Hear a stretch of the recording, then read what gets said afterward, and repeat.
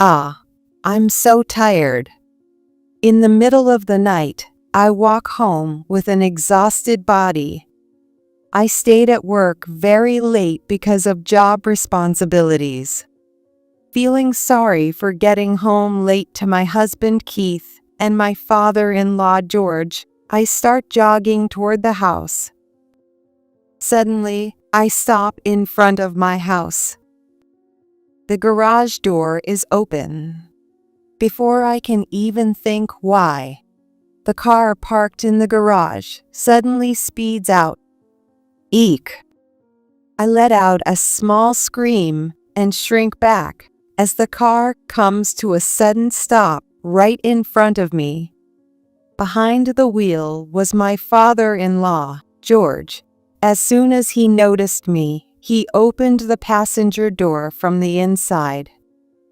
Haley, get in the car. What? Wait a second. What's going on at this hour? Don't make a fuss.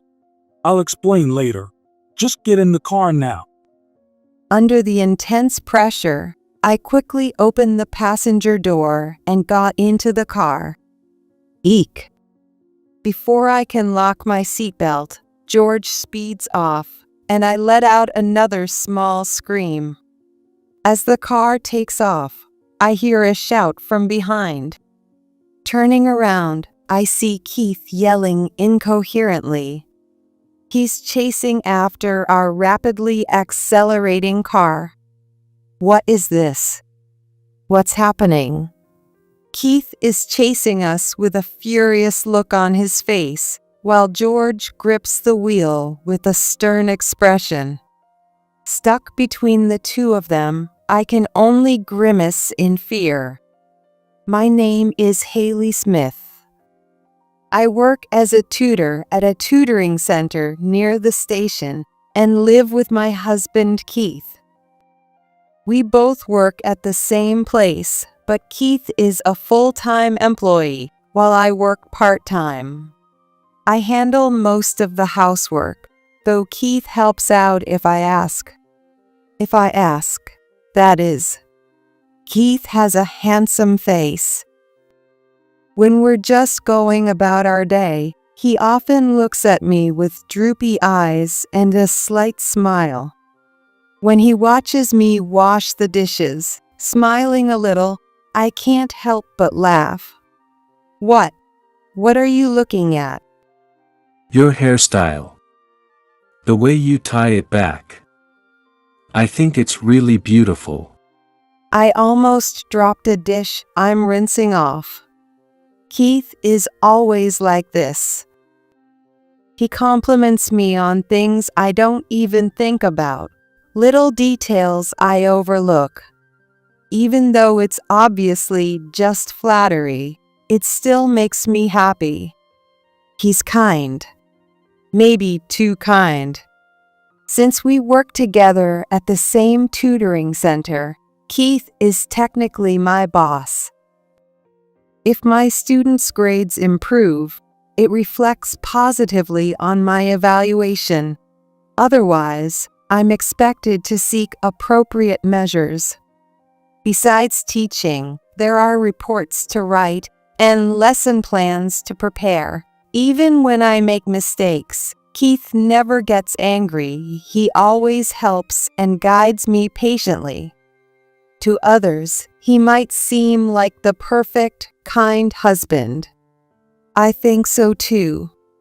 But there's a strange discomfort in my heart that I can't ignore. Is it awful of me not to fully trust such a kind husband? Keith and I met at our current workplace. I don't remember feeling anything special when we first met. We probably got married because we had a lot in common. That was a long time ago. My parents died in a car accident. It happened when I was in 5th grade, on our way to a spa resort hotel. I remember looking out the car window at the unfamiliar countryside scenery. Watch out! Damn it! Suddenly, my father let out a painful scream, and my mother grabbed me tightly. A car, its driver having an epileptic seizure, collided with ours, making the news. My father and mother died. I only had minor fractures in my arms and legs. Relatives and friends who visited me all said I was miraculously lucky or fortunate to be safe. Staring at my bandaged limbs, I asked myself, is this a miracle? Is this being fortunate? My mother's relative, with tears in her eyes, said, Haley, your mom died holding you protectively. You need to live for her sake. This is a lie. It's all a dream. None of this is real. Yes, I know. You're confused now, but it's going to be all right. Everything will be okay. I pressed my bandaged hand against the hospital bed rail, feeling the pain to confirm it was real. It wasn't fake. It was genuine pain. I couldn't stop crying. The fact that my parents were gone, and the fact that I was still alive made me sad. Despite this, my kind relatives supported me as I grew up. I think I received a lot of love. I have to become a proper adult. I always resolved in my heart so. After that, I threw myself into my work. I met Keith at the same workplace, and gradually, his dedication to work caught my eye. His way of interacting with students, his serious and sincere attitude. He was kind to everyone and had good looks, so I thought he was out of my league and not a potential romantic partner. Keith asked me out on our first date. Then the second and the third dates were also initiated by him. I was the one who asked to start dating. By the end of our third date, I couldn't hold back my feelings for him. When I asked him to date me, Keith talked about his past with a slightly clouded expression. I lost my mom and live with my elderly father. Also, I recently got divorced. I see. I'm trying to bury myself in work to forget about the divorce. Knowing I'm divorced might make you reconsider dating me. I don't mind. Because I admire your dedication to your work. Keith looked a little surprised, but then smiled gently. The longer we dated, the more we were drawn to each other. As I was approaching 40, Keith proposed to me. In a dimly lit restaurant on a high floor overlooking the beautiful night sea. It was like a setting made for a proposal, and he said seriously, Will you marry me? At that moment, I felt like I was the protagonist in a drama.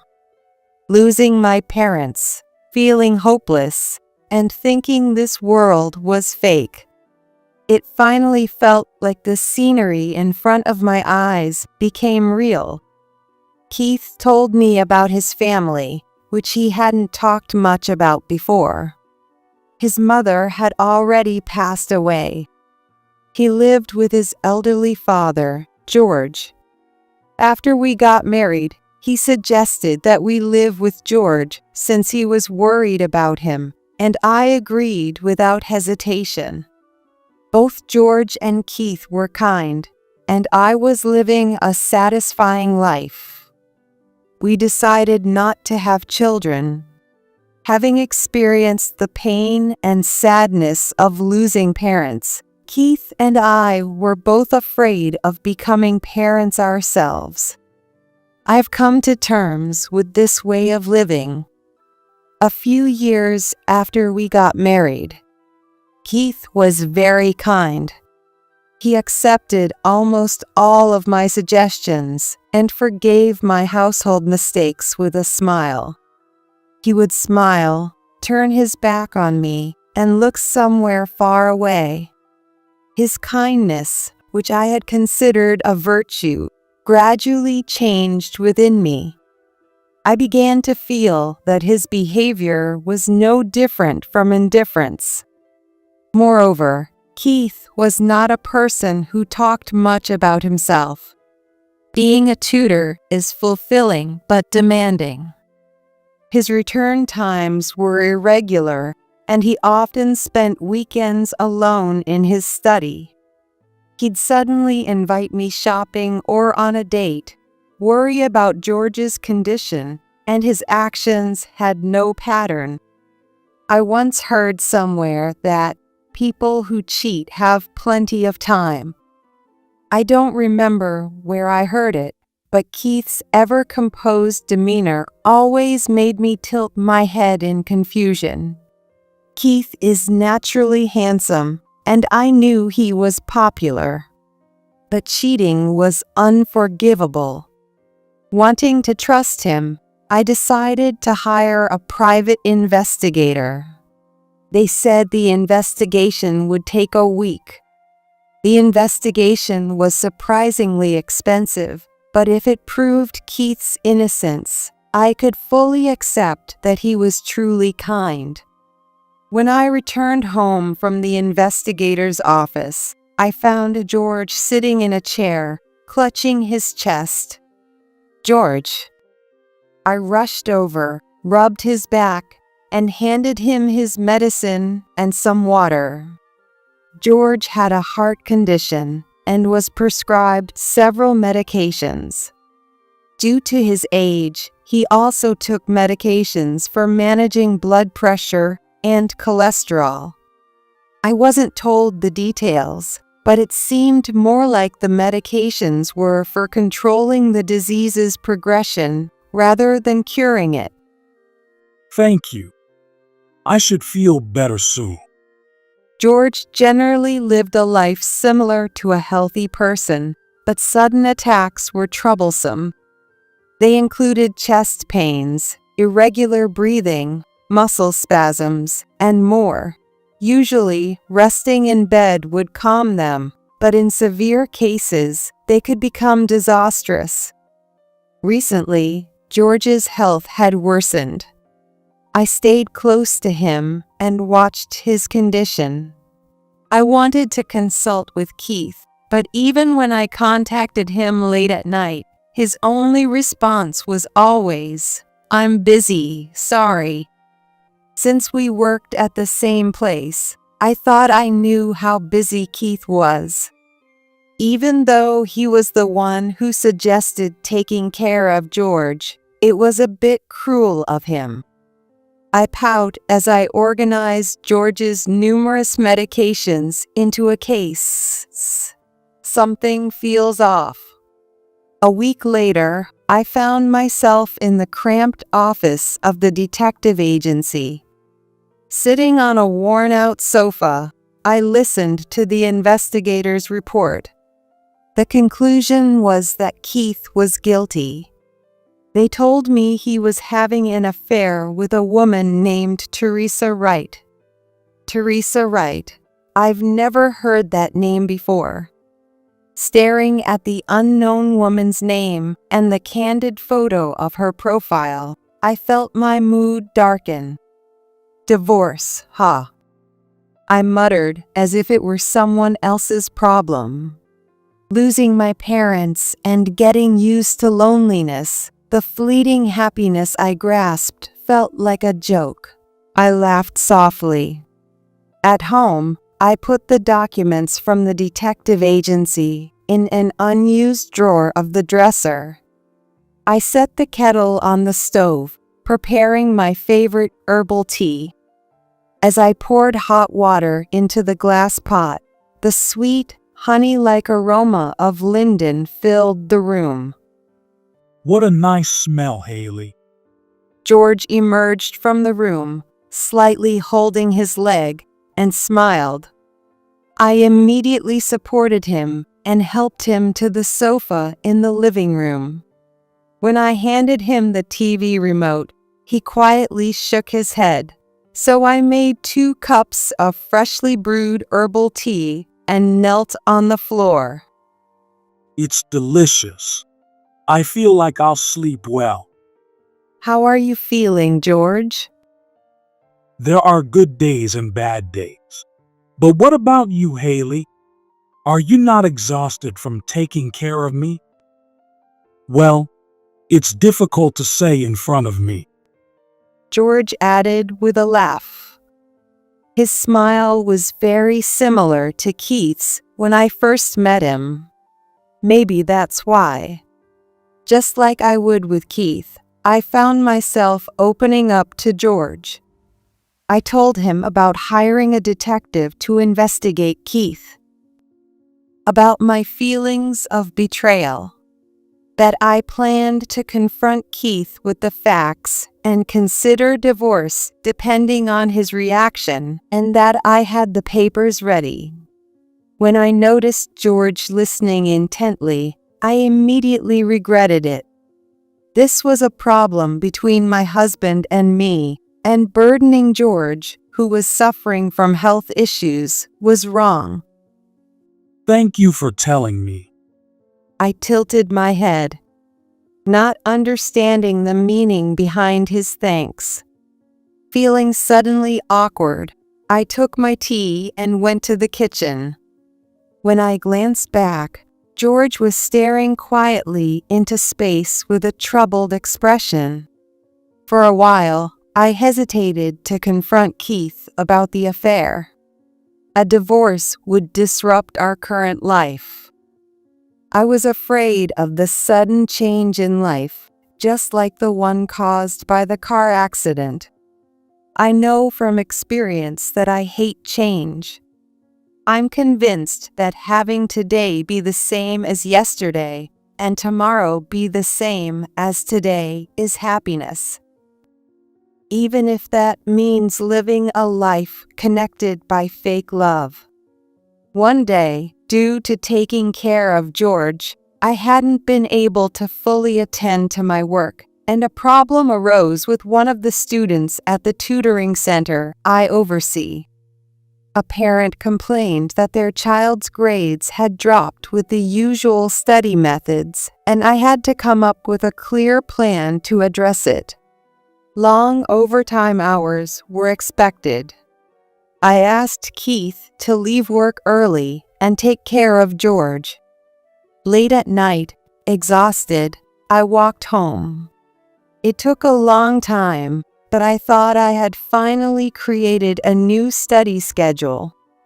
Feeling sorry for coming home late, I jogged towards the house. I stopped in front of the house. The garage door was open. Before I could wonder why, the car in the garage suddenly sped out. Eek! I let out a small scream and shrank back as the car screeched to a halt right in front of me. Haley, get in the car. What? Wait a minute. What's going on at this hour? Don't make a fuss. I'll explain later. Just get in now.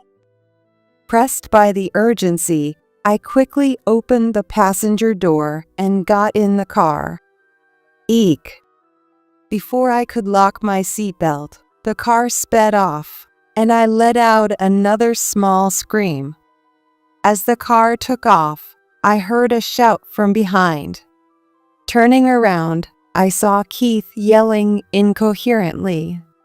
He seemed to be chasing the speeding car, desperately trying to catch up with us until we turned a corner and he disappeared from view. At that volume, his voice must have echoed throughout the neighborhood. I sank deeply into the seat and sighed. It was the first time I'd seen Keith, always so calm and composed, so frantic. George, in the driver's seat, said nothing. It was clearly something serious. I didn't know what had happened, but I decided to wait for George to talk. For a while, we just drove along the road. It didn't seem like we had a destination, just driving aimlessly, until finally we stopped at a corner store with a large parking lot. George rested his forehead on the steering wheel and sighed deeply. "George, what happened?" Keith seemed really angry. Sorry for the confusion. Where should I start? George tapped his forehead against the steering wheel several times, organizing his thoughts. "I'll get us some drinks." I took the hint and bought some drinks from the corner store, handing one to George. Thank you, Haley. This is going to be a long story. Will you listen? With that preface, my father-in-law began his tale. Yes, let's see. I should start by talking about my wife, Keith's mother, Angela. I was surprised to learn that the late mother-in-law was involved in this commotion, and I tilted my head. Keith's mother, Angela, was apparently very prone to falling in love. When she was young, she reportedly dated multiple men at the same time. You'd think I should have divorced someone like that, wouldn't you, Haley? But we had a young Keith at the time. I couldn't bring myself to make that decision. I could understand a little why I couldn't immediately demand a divorce after discovering Keith's affair. It was the fear of losing family. Marriage isn't just a bond with your partner. I might lose the friends of George who had been so kind to me, and George himself. Thinking about that, I couldn't move forward. Angela wasn't an irresponsible woman, though. That might have been her only virtue. George explained that Angela devoted time to all the men she was seeing, facing them sincerely. She didn't dump household chores or childcare on George. Together, they fulfilled their responsibilities as parents and spouses, and she used her free time, which other women might spend on hobbies, to be with other men. She also never revealed this fact to Keith, considering his development. George looked at the brightly lit corner store with a slight smile. Angela used to say it was an honest and upright multiple relationship. It was almost a catchphrase of hers. George accepted Angela's lifestyle. He had no choice. It wasn't pleasant, but he realized that pretending not to see anything had almost no impact. But the family time came to a very quick end. Angela was diagnosed with a brain tumor at a young age and was told she didn't have long to live. Even then, she remained nonchalant. Before she got seriously ill, she told each of her lovers about her condition and said goodbye. And in the end, George took his hands off the steering wheel and looked at his palms. In the end, she passed away in the hospital, holding George's hand. but I couldn't just be depressed. For Angela's sake, I worked hard to raise Keith properly. However, bad signs started to show when Keith was in high school. Keith had grown into a womanizer. In the worst possible way, he had inherited Angela's tendency to fall in love quickly. He would charm women with his gentlemanly behavior and discard them irresponsibly when he got bored. George tried his best to have sincere conversations with Keith to stop this behavior. But Keith's bad habit never changed, and he ended up getting married. To me. At first, I was against the marriage. It was obvious, wasn't it? I could see that Haley would end up unhappy. But Keith insisted. As a condition of marriage, Keith proposed that we live together. It was a very appealing offer for George, who was physically disabled. But most of George's care was left to me. On the surface, Keith was kind, but behind the scenes, he was constantly playing around. Despite being busy with work, he still found time to have affairs. It was almost like a sickness. I'd quit fooling around and prioritize married life. At first, Keith apparently said so. George thought he'd wait and see for a while, but in reality, Keith was secretly having a great time. People's true nature doesn't change that easily. Haley, you shared the detective's findings with me, didn't you? I appreciated that. I thought it was time to give him a real talking to. That's kind of a strange thing to say. What?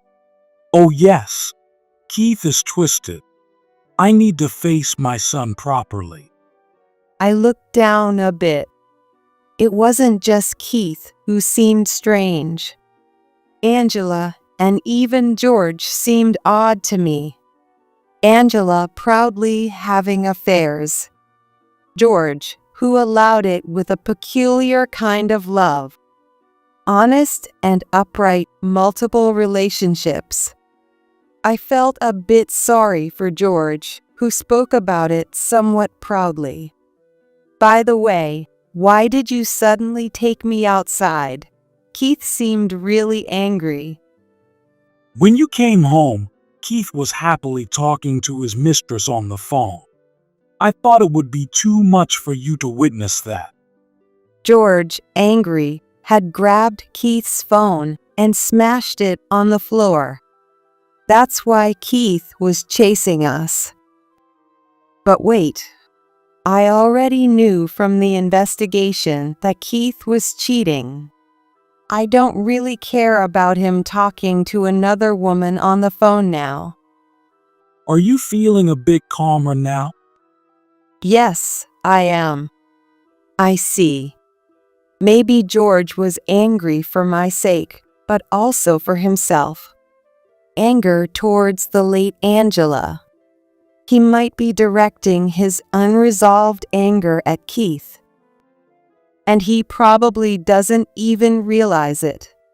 Being betrayed by someone, justifying it, and now having no one left to hate. The engine started, and the car began to move.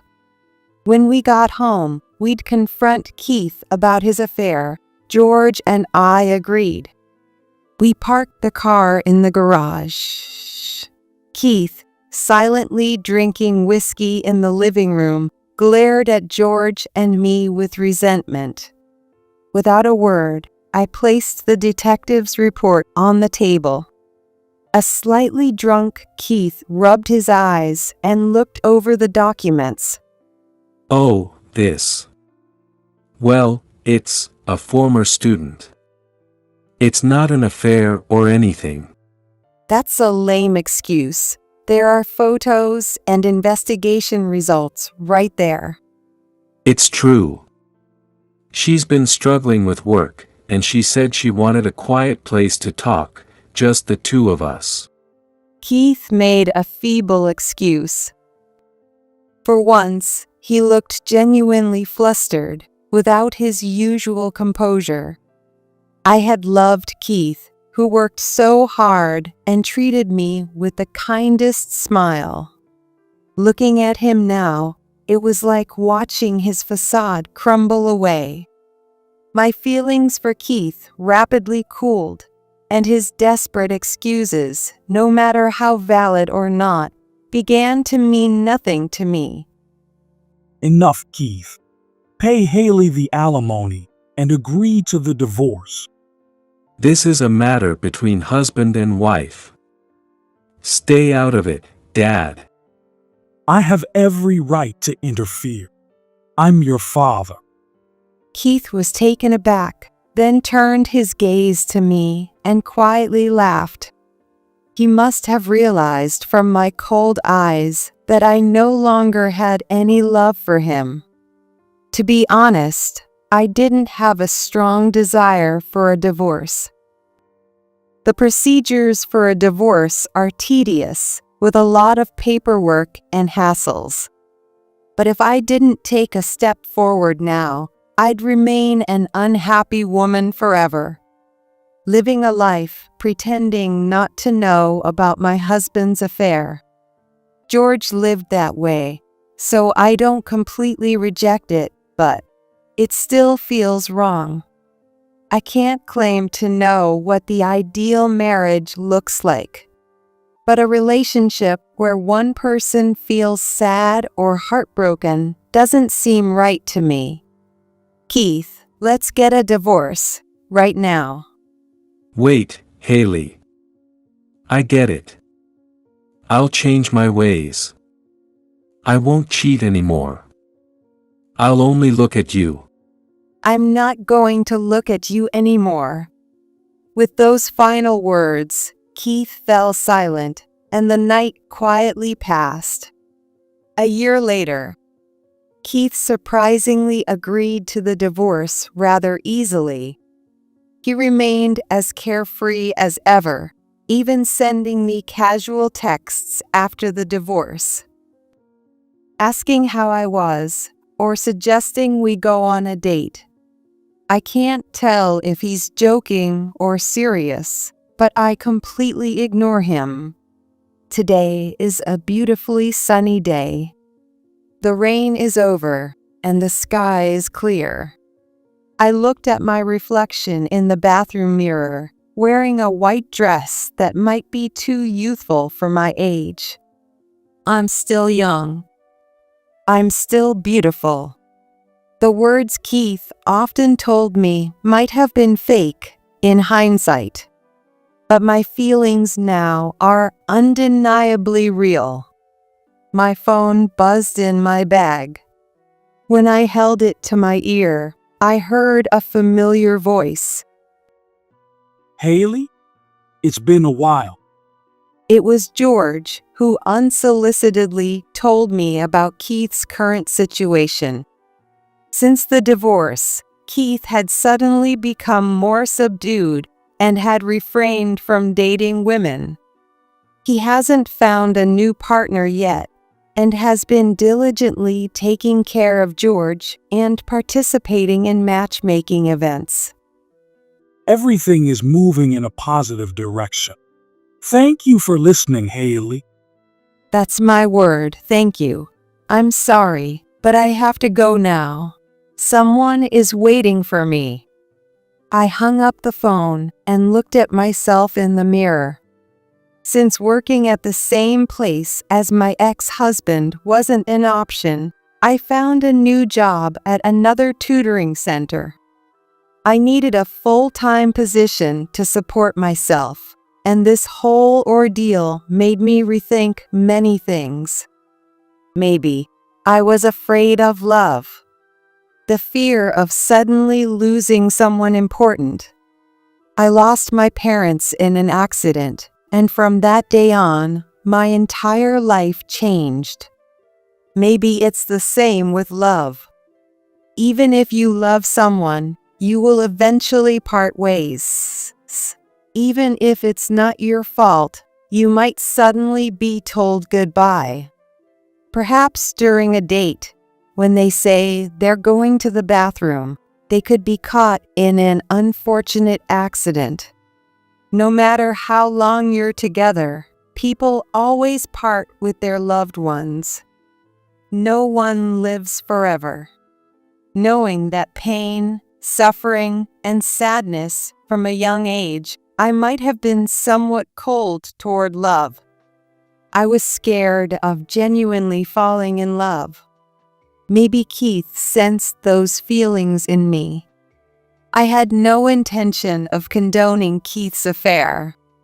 But if I had truly loved him from the bottom of my heart, if I was desperately trying to catch his attention by eagerly responding to his always gentle yet somewhat indifferent attitude, That's just wishful thinking. I looked at myself in the mirror. Have I changed since a year ago? I lightly touched up my makeup and left the restroom. There were a few families and couples waiting in front of the elevator in the crowded shopping mall.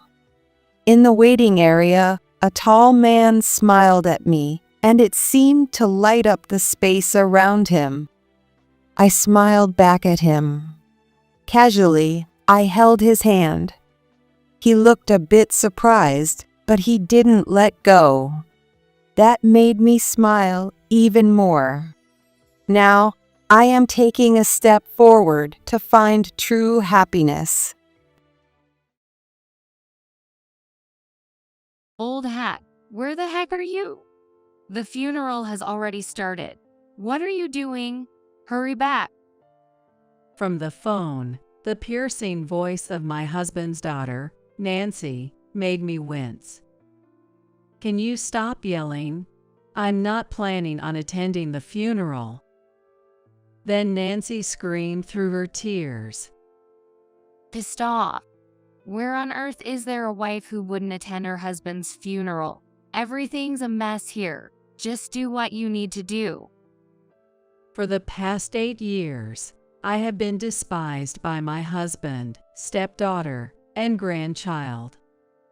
On the day my husband died, I found out about something, so I moved silently on the day of his funeral and disappeared. Calls came from my stepdaughter in tears, but I had no intention of attending the funeral. After all, for these 8 years, I have been continually taken from by them. Now it's my turn. Following this, my counteractions will lead my stepdaughter and grandchild to lose everything. My name is Mia Cantrell.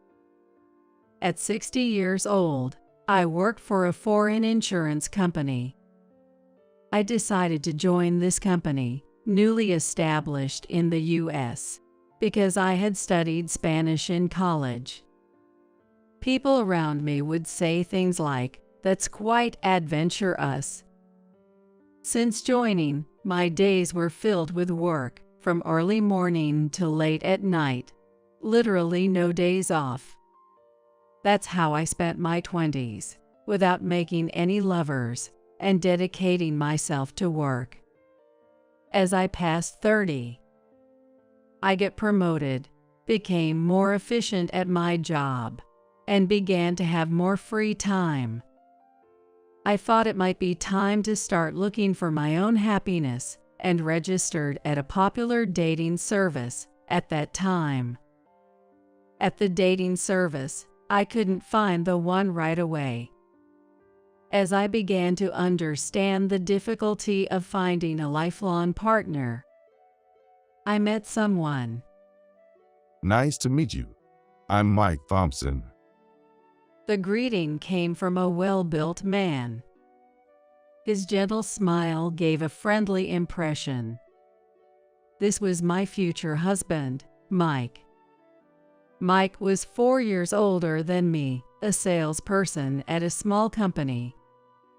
He has been married before, but separated from his ex-wife 2 years ago due to incompatibility of their personalities. Though we were in different fields, both being in sales made our conversations lively. We both enjoyed traveling, which led us to start dating with marriage in mind. Mike was always a gentleman on dates, and I was thrilled with my newfound love.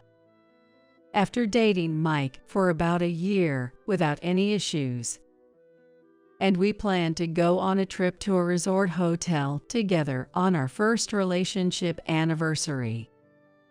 I was hoping maybe he would propose to me during the trip. Excited, I waited at our meeting place. Finally, Mike's car pulled up. As I was about to greet him with a smile, I froze. From the back seat of the car, 2 unfamiliar people emerged. One was a flashy dressed woman around 60 years old. The other was a girl about 10, holding a comic book. Well, Mike, who are these people? Mike turned back to the two. This my family. My mom and my daughter. Come on, say hello. Then his mother looked me up and down and said, I'm Joyce, Mike's mom. You're Mike's girlfriend. You have a plain face. You have small eyes, don't you? All our family have big eyes and well-defined face. Bluntly put by Joyce, I was more disturbed by the presence of the girl. Daughter. Did he say daughter? I hadn't heard a word about a child. Prompted by Mike, the girl looked up from her comic book to greet. I'm Nancy. And with that, she dove back into the book. Mike, well, what's going on? I don't understand any of this. Confused, I spoke to Mike, who nonchalantly explained. When I said I was going on a trip, they both wanted to come along too. It's fine, right? Let's all enjoy it. That wasn't the answer I was looking for. Eventually, still bewildered, I got into the car, as Mike urged. Mike, you have a daughter. In the car, trying to be as polite as possible, I asked that, and Mike replied, Didn't I mention it? I took in my daughter from my previous marriage. Then Joyce chimed in. But I'm mostly the one raising her. I'm happy to think I'm finally being freed from this role. I looked up and said, but Mike told me. Get along with Nancy and my mom. Come on, try talking to them. Tentatively, I turned to the back seat and spoke to them. I'm Mia Cantrell, dating Mike. Nice to meet you. Then Joyce said, Well, I've heard most of it, so no need for introductions. I said to Nancy, Nancy, nice to meet you. Nancy just responded with a "yeah" and went back to her book. Amidst the awkward atmosphere, Mike and his mother started talking about some neighbors I didn't know. I was still completely confused. Mike had a child, and he had taken her in without telling me, but who brings their family on a romantic trip without saying anything? What is going to happen on this trip? When we arrived at the hotel, the rooms were divided between Mike and me, and his mother and Nancy. The moment we were alone, I blurted out to Mike, Mike, what is this? You have a daughter, and you never mentioned it, not once in a year of dating. Mike looked bewildered. Did I forget to mention it? Well, it's no big deal. I swallowed my words and said, And what about bringing your family on our trip without asking me? Mike still looked puzzled. What's wrong with that? We're going to be family. So it's fine, right? No, this conversation isn't going anywhere. I felt dizzy. Mike quickly left to go to the pool, leaving me flustered. Eventually, when it was time for dinner, naturally, Joyce and Nancy were there. The meal was luxurious, but I could hardly swallow. Suddenly, the lights in the dining room dimmed, and sparkly music started to play. Wondering what was happening, staff approached with a cake and a bouquet of bright red roses, handing the bouquet to Mike. Could it be? Mia, I love you. Let's get married. Mike said this with a self-satisfied expression on his face. All eyes around us were fixed on our table, waiting for me to say yes. How many people in the world could respond with no? Give me a moment to think.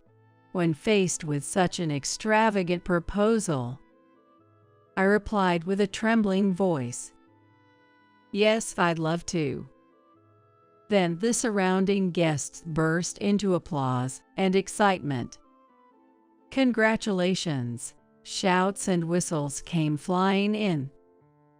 The lights returned to normal, and the guests went back to their meals.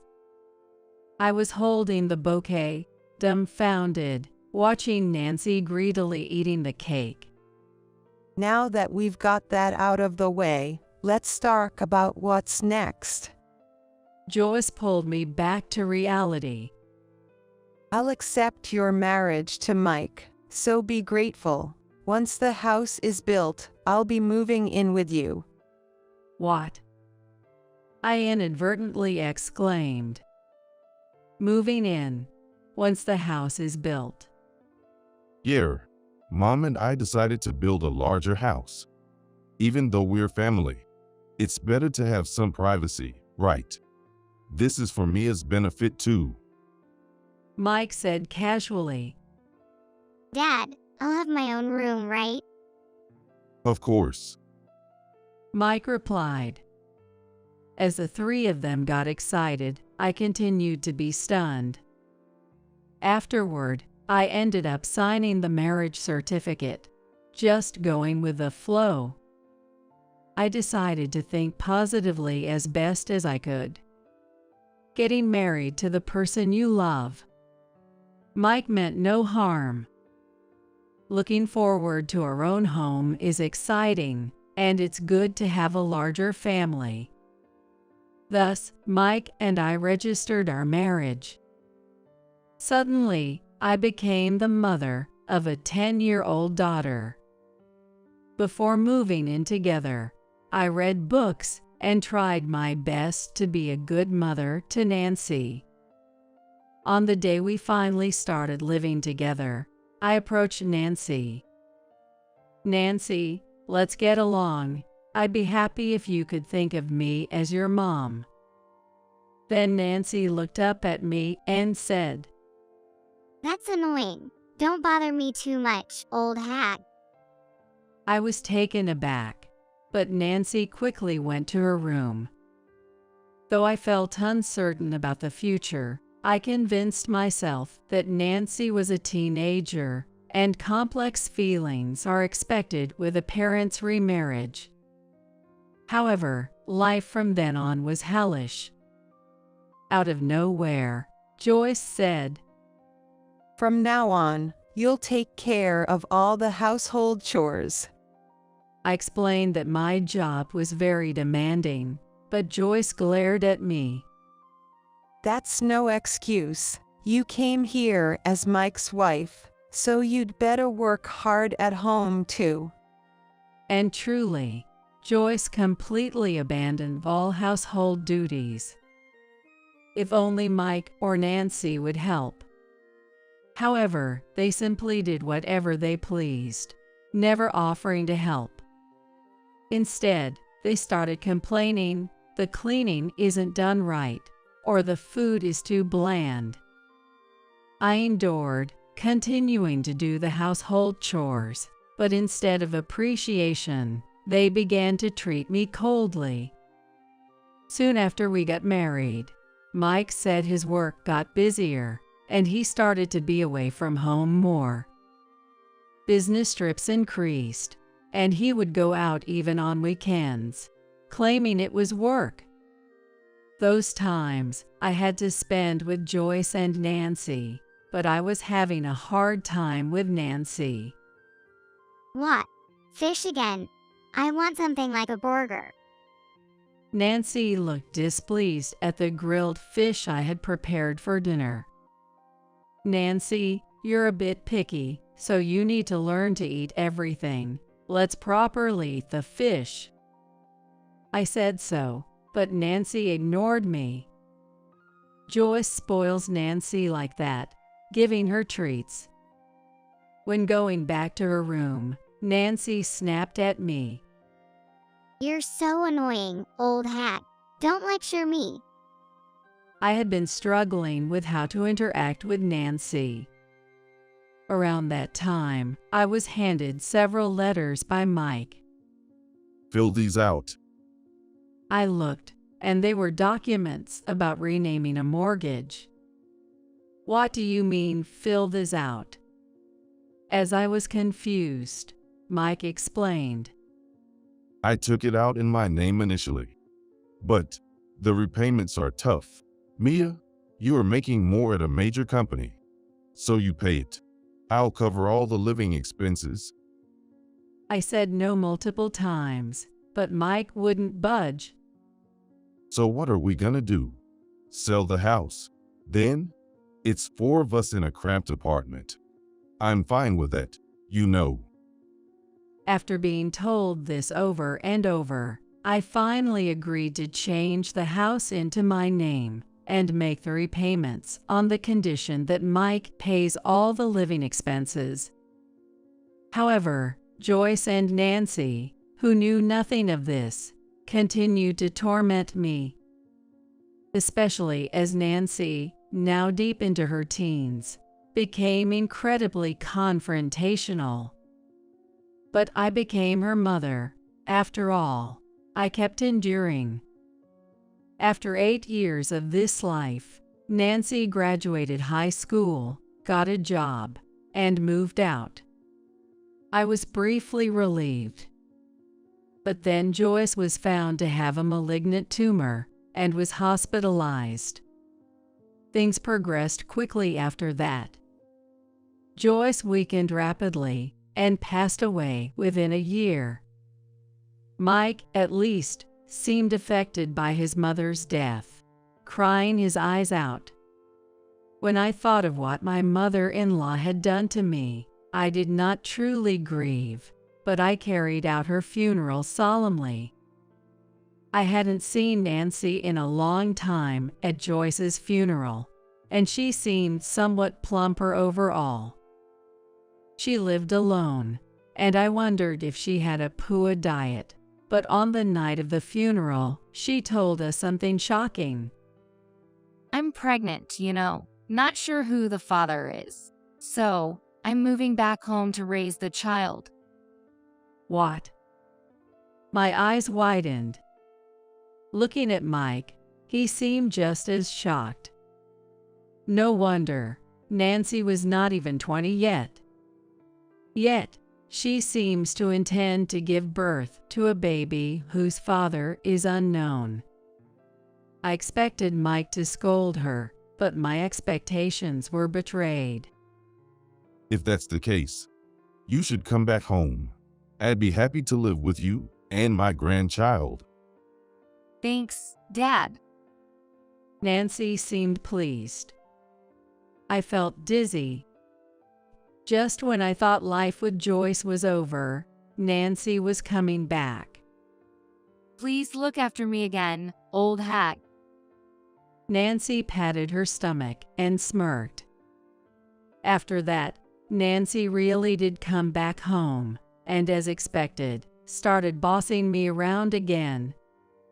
Then, a few months later, she gave birth. The baby was a boy, whom Nancy named Sky. Babies are indeed adorable. I hadn't had one myself, but felt the urge to hold him. Nancy, won't you let me hold Sky? No, I don't want an unrelated stranger to hold my baby. Next to me, standing there, only Mike happily held Sky. After Nancy came home from the hospital, the care of Sky was mostly left to me. Changing diapers, making formula, and dealing with his nighttime crying all fell to me. Nancy would pick up Sky and spoil him, but when it came to actual care, she did nothing. Yet, I did everything I could for Sky's growth. I bought books on baby food and fed him persistently, and I paid for all the diapers.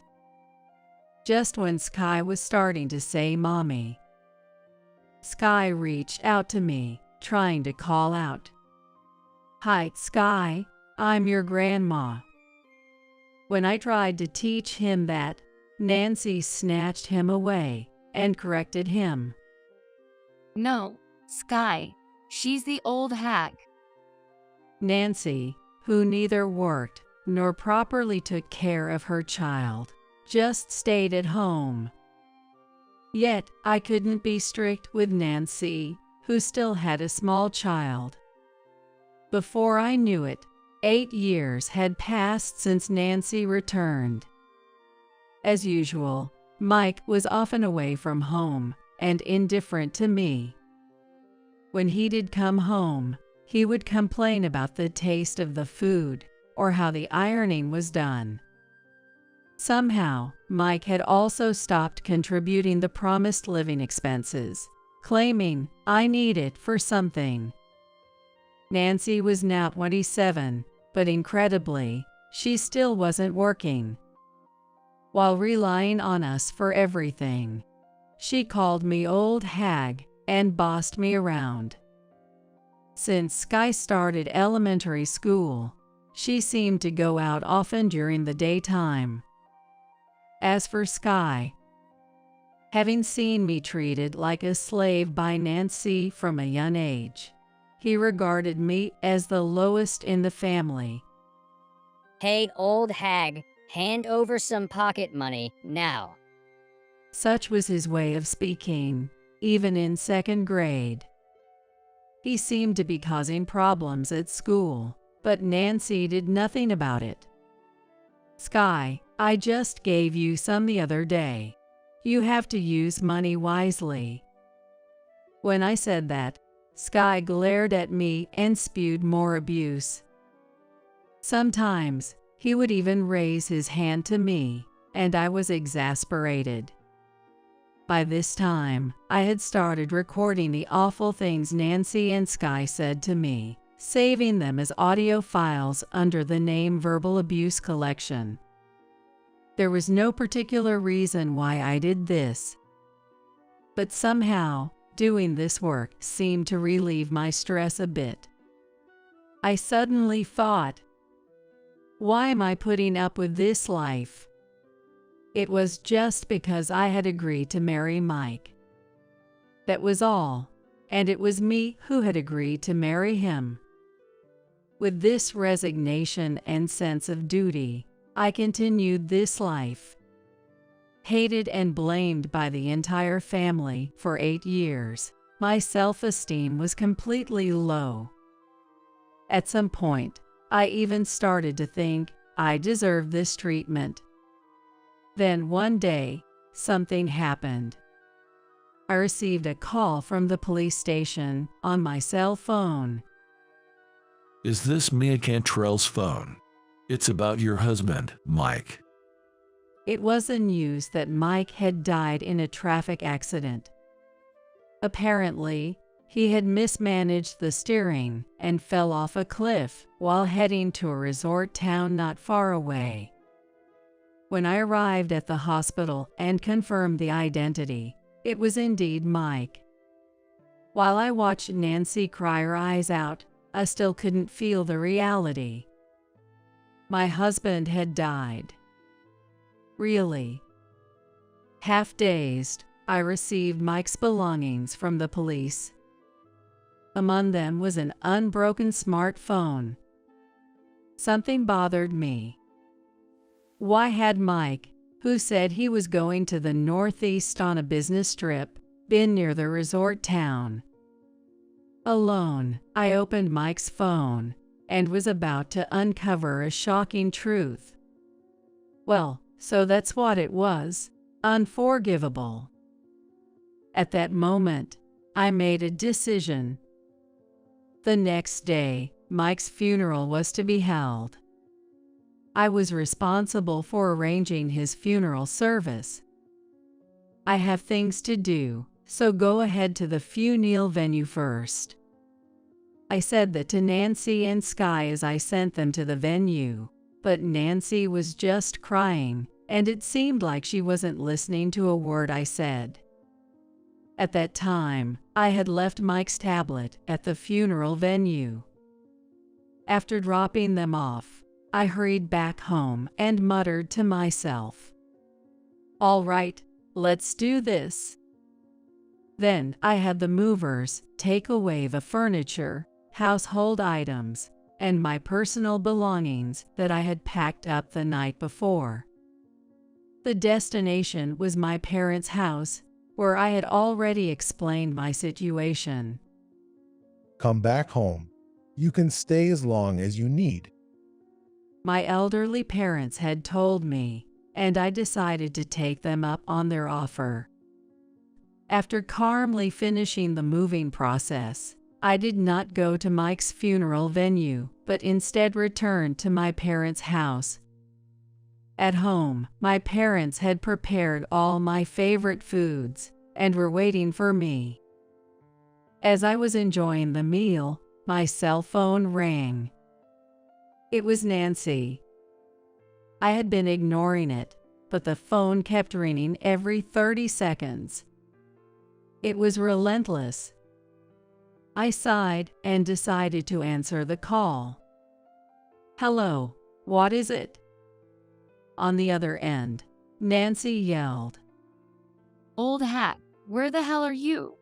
The funeral has already started. What are you doing? Get back here now. Nancy's shrill voice made me grimace.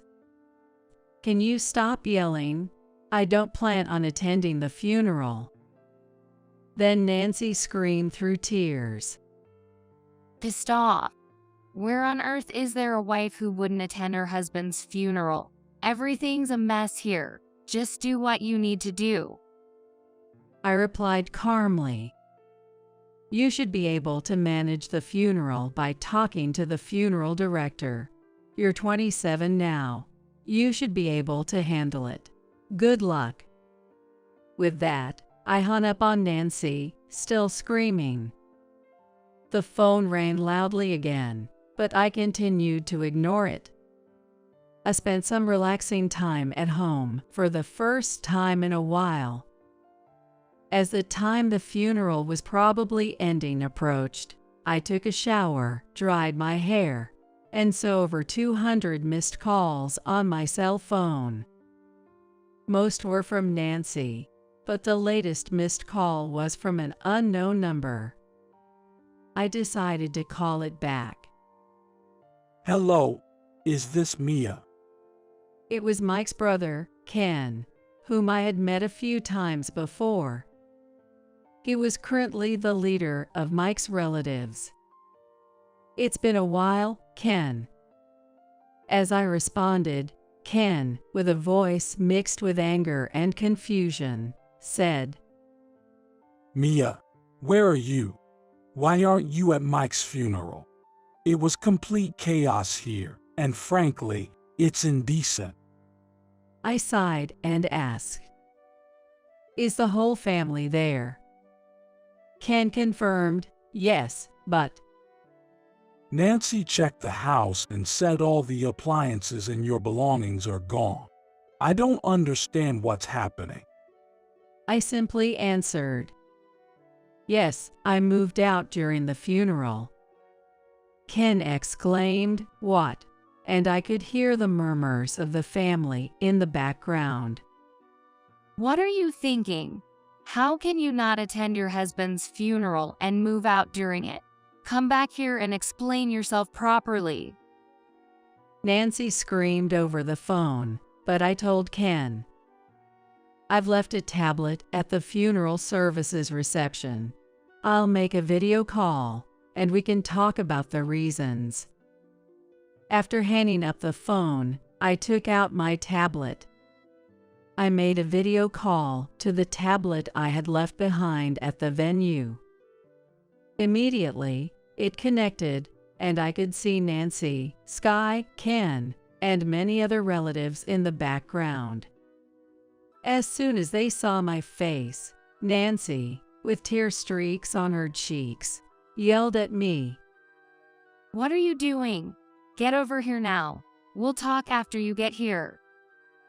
I calmly responded, "No, I will not be coming there."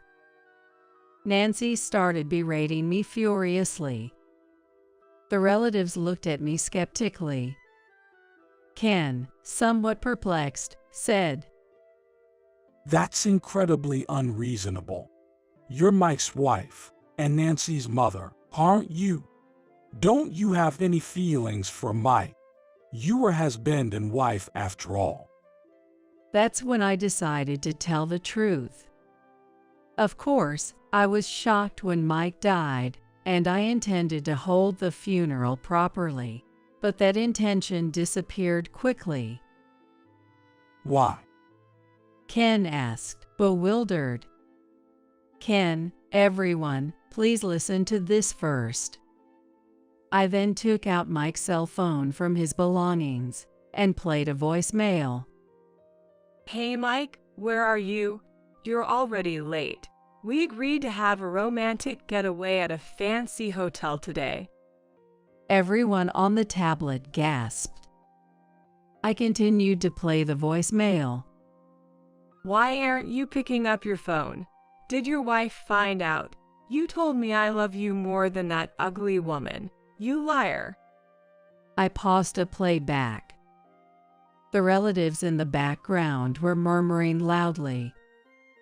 As you heard, Mike was on his way to a cheating trip when he had the accident. There were also quite a few couple photos in his phone that I can't show here. I told everyone, still in shock, on the screen. Moreover, Mike hated me. He didn't contribute to the living expenses and only complained when he was home. And to find out he was cheating, it would be absurd to still have feelings for him. Ken muttered, shaken. Mike did. That is. How could he? That's awful. I wouldn't want to attend my husband's funeral either. A female relative shouted from the background. Then Nancy, in a panic, argued. Even if Dad was cheating, you should at least attend the funeral. It's your fault for not being attractive enough to keep him. That's when Sky chimed in. Old Had, where did you put the TV? I can't play my games. The relatives looked on, appalled, seemingly unaware of Nancy and Sky's indifference. Ken was holding his head. Yes, even if I had grown tired of Mike's cheating, I might have attended the funeral if I still cared for Nancy and Sky. But you can hear from their words now, can't you? I've been oppressed at home all this time. Nancy gasped. The relatives looked at her and Sky with disdain. That's when I played my edited verbal abuse collection. Don't wash your stuff with mine. Your germs are going to get on me. Seriously, it's disgusting. Sky's voice was also on the recording. Old hag, didn't I tell you not to give me carrots? Are you senile? Go buy me juice. You're useless. Nancy and Sky's abuses continued to play. The relatives' expressions turned grimmer. Hey, stop it. Recording us is sneaky. Nancy yelled, but I continued playing without expression. Sky looked bewildered, not fully grasping the situation. As you can see, it may have been unreasonable for me not to attend the funeral, and I apologize if I caused any inconvenience. But as you heard, this is how Nancy has been treating me. Sky has also been influenced by her and treats me like a slave. I paused for a moment and then stated, I have no more feelings for Mike or for them. That's why I didn't attend the funeral and why I moved out. You bastard. Nancy started to yell at me, but Ken quickly interjected. Mia, I'm sorry for Nancy's behavior. I apologize on behalf of Mike as well. You don't have to come to the funeral. They've done enough to deserve this. I appreciate your understanding, I responded, and the relatives nodded somberly.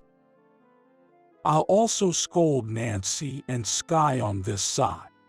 Thank you for enduring and staying as part of their family for so long, Ken said, bowing to me. I bowed back and then ended the call on the tablet. I slept well that night. I don't know how the funeral ended after that. 2 days later, Ken contacted me again to apologize. Despite holding the funeral service, it was a mess. Nancy and Sky kept blaming you, and the relatives have completely disowned them now. I hope you stay well and find happiness. Mia. After ending the call with Ken, I returned to my daily life. However, a week after Mike's funeral, as I was leaving work and stepped outside the building, there were Nancy and Sky. I was furious, and Nancy dragged me to a cafe. I don't want anything to do with you anymore, but do you need something? I asked, and Nancy said, I don't want to see your face either, but you wouldn't answer your phone, so I had no choice. Tell me where Dad's inheritance is now. Inheritance, I murmured, and Nancy became enraged. There has to be Dad's bank account with money in it. I only found $1,000 in cash at home. You must have taken out my dad's money. I calmly told her. That was all there was to Mike's inheritance. What? Nancy froze, and I explained. He couldn't save any money, and towards the end, I was the one paying the living expenses. Also, it seems he was quite generous to his mistress. Nancy's face grew paler by the second. What? So you're serious? There's really not even $1,000 left from Dad's inheritance. What am I supposed to do? How am I supposed to live, especially with Sky here? I flashed a grin and said, just work. Isn't that what everyone else does? Nancy fell silent for a moment, but then burst out. That's right. What about the insurance money? You work at an insurance company, and Dad must have had life insurance, right? When do we get that money? After sipping my coffee, I told her.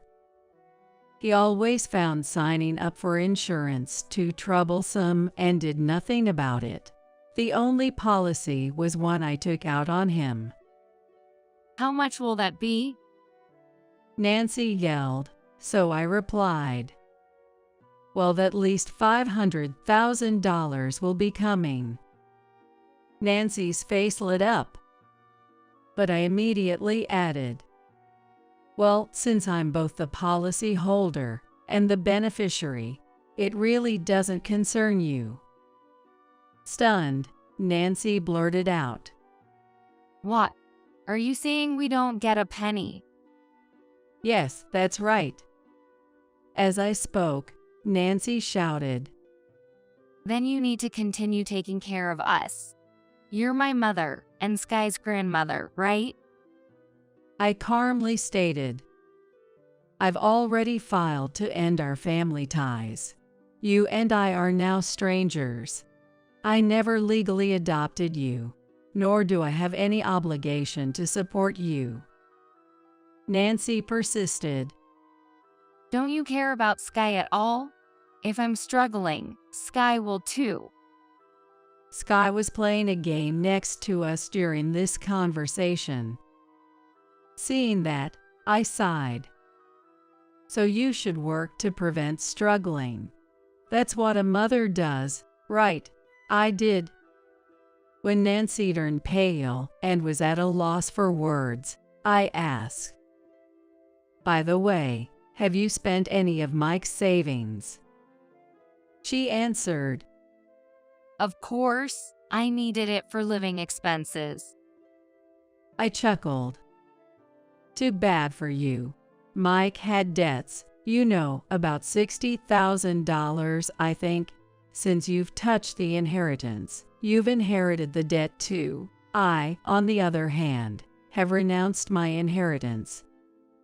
Seeing the color drain from Nancy's face, I showed her the collection emails on his phone. As Nancy trembled, I continued. Oh right, about the house. Since I've been paying the mortgage, and it's in my name, I've decided to sell it. You need to move out soon, okay? Then Nancy screamed. Are you taking the house from us? Yes, I am. I looked at her seriously. As Nancy's face rapidly changed colors, she suddenly bowed deeply across the table. Mia, I apologize for everything up to now. I'm sorry for what Dad did too. So please come back home, otherwise we're doomed. As I remained silent, Nancy pleaded with tears. Please, Mom, don't abandon us. I smiled at them one last time and said, I will never forget how terribly you've treated me. Now you two should enjoy your lives together. And with a final act of kindness, I paid for our drinks at the cafe and left. Afterward, Nancy desperately searched for any other assets Mike might have left, but of course, there were none. Nancy ended up bearing Mike's debts, and she and Sky went around to relatives begging, please lend us money, let us stay with you. However, having seen their true colors at Mike's funeral, the relatives refused, saying, we want nothing to do with you. Without anyone's help, they were left with nothing but debts. I issued an eviction order to them without mercy. Of course, Nancy resisted, but I conveyed through my lawyer. If you refuse to leave, are you prepared to cover the costs of a lawsuit? Thus, Nancy and Sky reluctantly left the house. Eventually, they moved into an almost dilapidated apartment. Unable to survive on Mike's inheritance alone, Nancy had to start working. However, due to her personality, she quickly caused trouble at work and seemed to have quit. Now, Nancy is reportedly working multiple part-time jobs day and night. As for Sky, the change in environment made him even more rebellious, hurling insults at Nancy, who had always been close to him, and sometimes even becoming violent. Currently, he calls her an old hag, which she has to accept as a result of her own actions. I hope Nancy will face the hardships of life in society from now on. And I hope she can raise Sky a bit better, although it might be too late. For my part, the sale of the house and Mike's life insurance payout have considerably boosted my finances. I identified Mike's affair partner and claimed compensation. The affair partner managed to come up with the money by selling the luxury items Mike had given her. I've moved out of my parents' home and am now living alone in an apartment close to my office. Work has been going smoothly, perhaps because I'm free from stress, and I've decided to accept a promotion I had previously turned down due to my busy personal life. Soon, I plan to reward myself with a long-desired trip abroad. I've had enough of marriage and have decided to dedicate myself to my career and take care of my elderly parents. Going forward, I want to live positively, unbound by anything, and take good care of myself. Busted, huh? Let's get a divorce. We're moving out of this house. Right. Divorce seems like the only option. Yay, that's the plan. The plan? Do you both understand what you're doing? John, are you really going to abandon your newborn child? And Mom, are you really leaving Dad just because he's become physically disabled? Do you have any idea how morally wrong that is in society? Oh, don't talk about it as if I'm abandoning anyone. We're leaving this house, but I have no intention of divorcing your father. Even I, who tried to stay as calm as possible, couldn't hide my confusion at my mother's response. My name is Emily. I'm 32 years old and a corporate employee. I've been married to John for 3 years now. We were colleagues at the same company, and John was assigned to my team when he joined the company as a new graduate. As I helped him with his work and showed him the ropes, we got to know each other better and started going out for meals together after work. It was around the time John was getting the hang of his job. After one of our dinners, he confessed, "I want to marry you." As an only child, I always wished for siblings when I was young, so I saw John as like a cute little brother to me. So honestly, I was taken aback by his marriage proposal. The fact that I was 6 years older than him added to my hesitation. We haven't been dating for that long, and I'm quite a bit older than you. Are you sure that's okay? I shared my hesitations with John honestly. He answered without any doubt. The age difference doesn't matter. I love you, Emily. There was a strength in John's eyes as he looked straight at me. It felt like an undiluted love. I decided to believe in John's words. After accepting John's proposal, things moved swiftly. We immediately went to greet John's parents. My in-laws welcomed me with open arms. Like John, they were direct and communicated clearly, which I found comforting. Next, I introduced John to my parents. What an honest and polite person he is. Such a refreshing and fine young man. It was rare for my somewhat shy mother to praise a man she just met so highly. Anyway, I was glad John received such compliments. Your parents are so kind. I was a bit embarrassed by all the praise. John seemed to really like my parents too.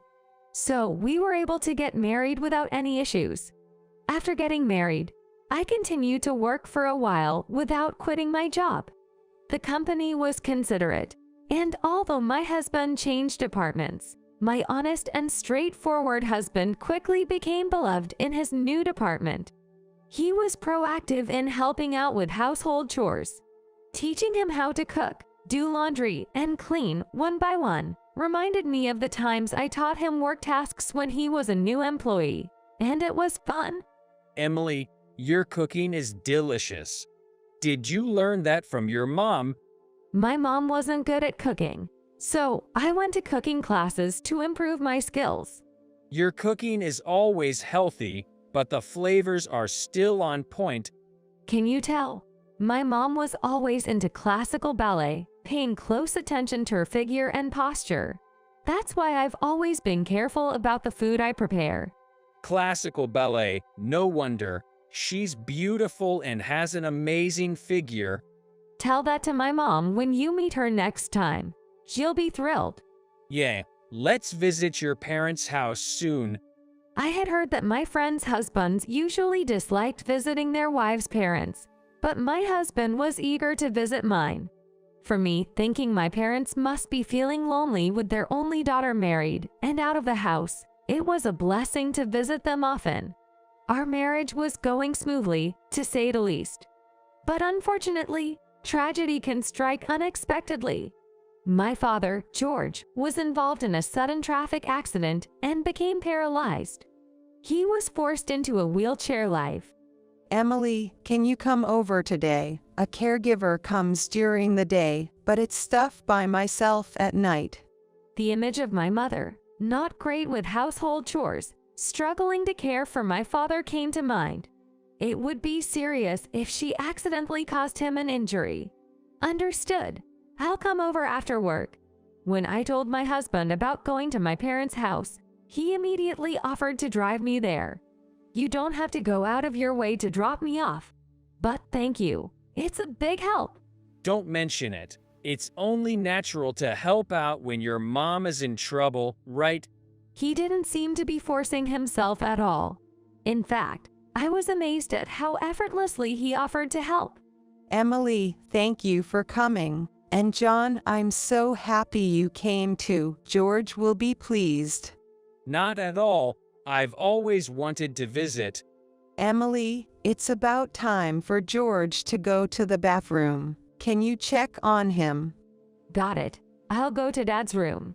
Is there anything I can help with? Please don't hesitate to ask. Could you help carry some stuff? Ever since George needed a wheelchair, it's been hard for me to move heavy things. I'll show you where. Could you come with me? Sure, leave it to me. Without showing any displeasure, my husband followed my mother. Watching his back, I felt deeply grateful to him from the bottom of my heart. Emily, John came too. Dad, were you awake? Or did John's voice wake you up? It's fine. It's good to see you're well. More importantly, Emily, I'm sorry for all this trouble. I keep causing you hardships. Don't talk like that. More importantly, Dad, do you need to go to the bathroom? Yeah, maybe you could take me. As I slowly pushed my father's wheelchair, I remembered how he had supported me through college. I thought it was time to give back.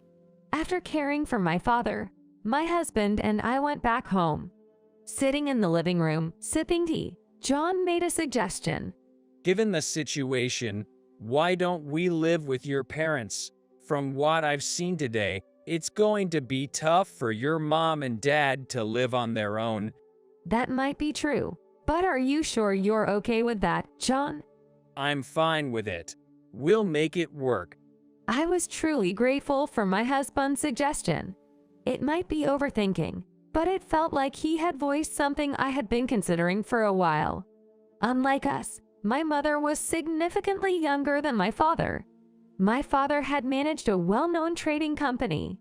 My mother, who had performed in classical ballet when she was young, caught my father's eye when he happened to attend her performance with some colleagues. He waited for the show to end, hurriedly sent a colleague to buy flowers, and then gave my mother a big bouquet, which led to their relationship. Initially, my mother struggled with household chores, so my grandmother would come over to help with cleaning and cooking. Come to think of it, the seasoning in my cooking does resemble my grandmother's. No doubt, she cooked with my mother's figure in mind. My mother was someone who, as long as she looked beautiful, was indifferent to other things. My father was tolerant of such an attitude, seemingly content with just admiring my mother's beauty. I sometimes thought that's just how marriage is, but when I went to college and started living on my own, I realized our family's values were quite different from societal norms. Starting cooking classes was also a way to remind myself that our household's values weren't the norm. My mother couldn't even take care of my father properly. I didn't dislike my mother's pursuit of beauty, but considering my father's current situation, I felt the need to be by his side and take care of him. I decided to accept my husband's suggestion and saw it as a good opportunity to tell him something. Hey, John, there's something I want to tell you about living with my parents. Yay, what is it? I think I'm pregnant. Really? I'm going to be a dad? Yes. That's why I'm really grateful you suggested we live with my parents. Thank you. My husband was excited about us moving to my parents' house and celebrated my pregnancy. When I immediately told my mother, she was as thrilled as my husband, saying, "That's very helpful. Come tomorrow if you can. You're more than welcome." So my husband and I moved in with my parents, starting a 4-person household. Upon moving back, I quit my job to prepare for the baby and take care of my father. Even my mother, who had been indifferent to household chores, started going to the supermarket to buy the groceries and daily necessities I had listed. My husband cared for my father's well-being, and my father seemed happy to have a male companion. Ironically, my father's injury seemed to deepen our bond as a family of 4. The family gatherings, made possible by my husband's suggestion, made me want to thank him all over again. Hey, John, I want to go shopping. Can you drive? It's a bit far, but the meat is really cheap there. Understood. I'll go with you anywhere. By the weekend, it had become a habit for my mother and husband to go shopping together. I wonder what kind of relationship people would think the young-looking mother and my husband have just by looking at them. They might appear more like siblings than parent and child. My mother looked that young. Time passed, and I safely gave birth to a healthy baby boy. The whole family congratulated me on my childbirth and celebrated it. Among them, my father's joy was exceptional, as he looked at his first grandchild with a smile I had never seen before. Since it's a boy, it's not a dream that he might take over my father's trading company in the future. Just when I thought our family would become even livelier with the new addition, misfortune struck without warning. One day, when I was about to go buy diapers and formula, I found that the usual store was out of stock. So I decided to return home and drive to another store that sells baby products. It was a holiday, and although my husband was at home, I didn't want to bother him with shopping in case he bought the wrong items. So I drove myself to the store. Why don't you take some time for yourself and stop by a cafe after shopping? It's rare for you to get out of the house. I remembered my husband saying that as he saw me off at the front door. I appreciated his thoughtfulness, but for some reason, I also had a bad feeling.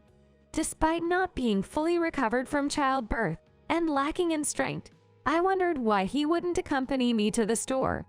Normally, my husband would insist on driving even if I said I was okay. Unconsciously, I made a U-turn and headed back home, thinking of an excuse for my son's return. As I arrived, I heard a strange noise. Following the sound, it seemed to come from my mother's room on the second floor. My father's spacious room, once on the second floor, is now ours, and due to his wheelchair, his room is on the first floor. My mother's room is next to ours on the second floor. First, I quietly peeked into my father's room. He was lying in bed, taking his usual nap. There was no sign of my mother or husband on the first floor. The bad feeling I had when I turned the car around was turning into a sense of foreboding. With each step up the stairs to the second floor, the strange noise grew louder. Upon reaching the second floor hallway, the strange noises were accompanied by the heavy breathing of a woman. There was no room for doubt. I was oddly calm. Standing in front of my mother's room, my bad feeling turned into certainty. I took out my smartphone, opened the door, and simultaneously hit the record button for video. There they were, my husband and my mother, entangled and naked. Silence ensued. They stood there, mouths agape, unable to say anything even if prompted. I spoke quietly.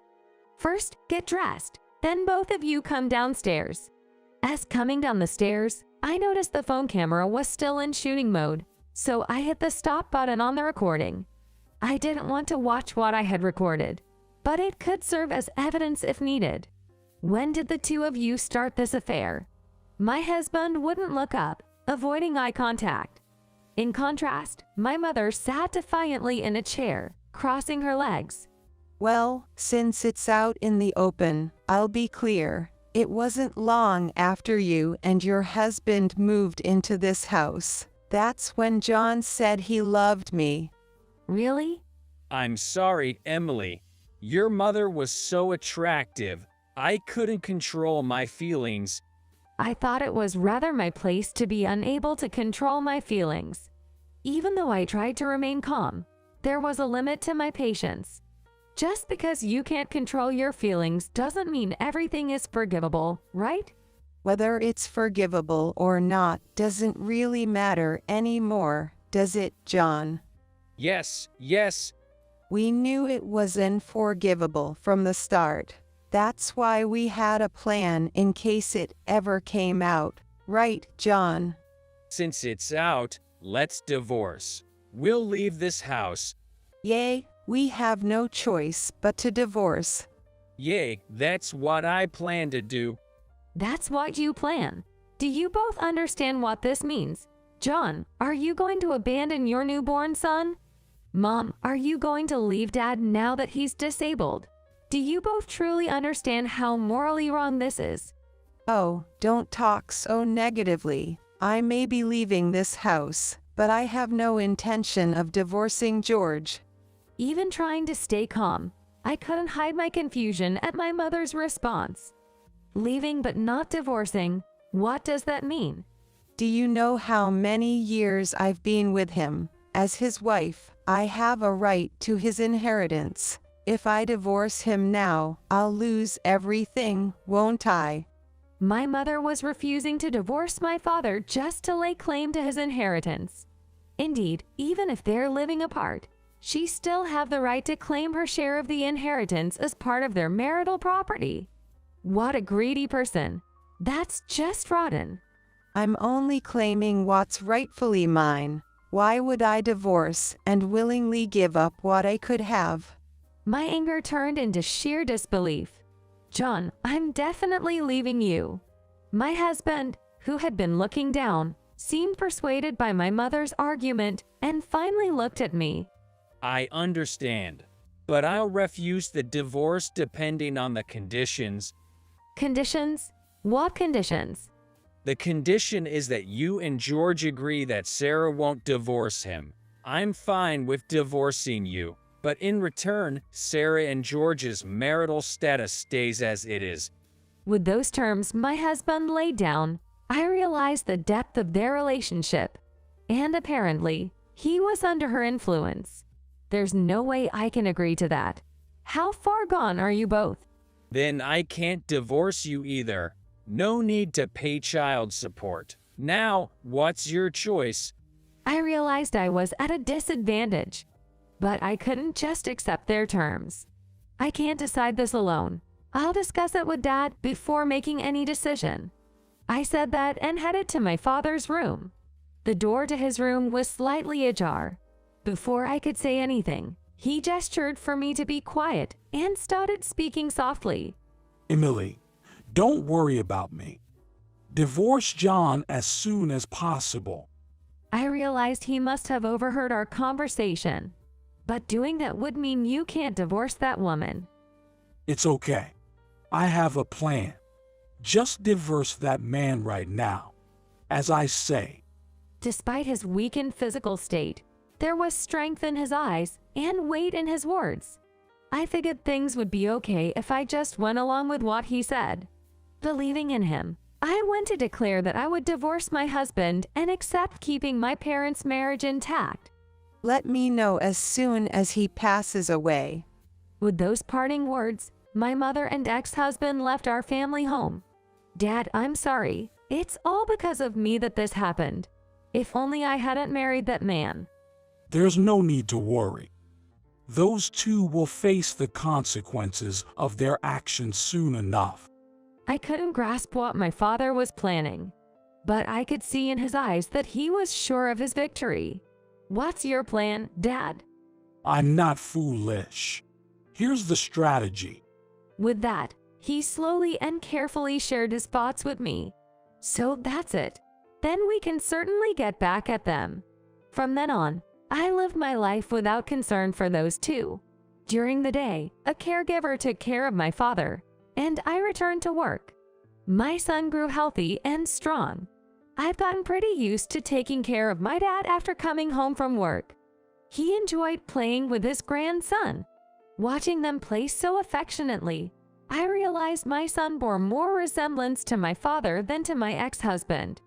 I hoped that when he grew up, he would be like my father. 3 years passed amidst these busy days.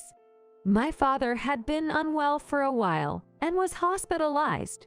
His condition never improved, and he passed away quietly. I was calm.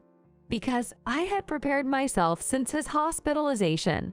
Looking at my father's peaceful face, I felt ready for what was to come. I immediately started arranging for his funeral. Many people attended my father's funeral. He was well liked. Among the attendees, I spotted those too. It's been a while. Good to see you're doing well. What are you two doing here?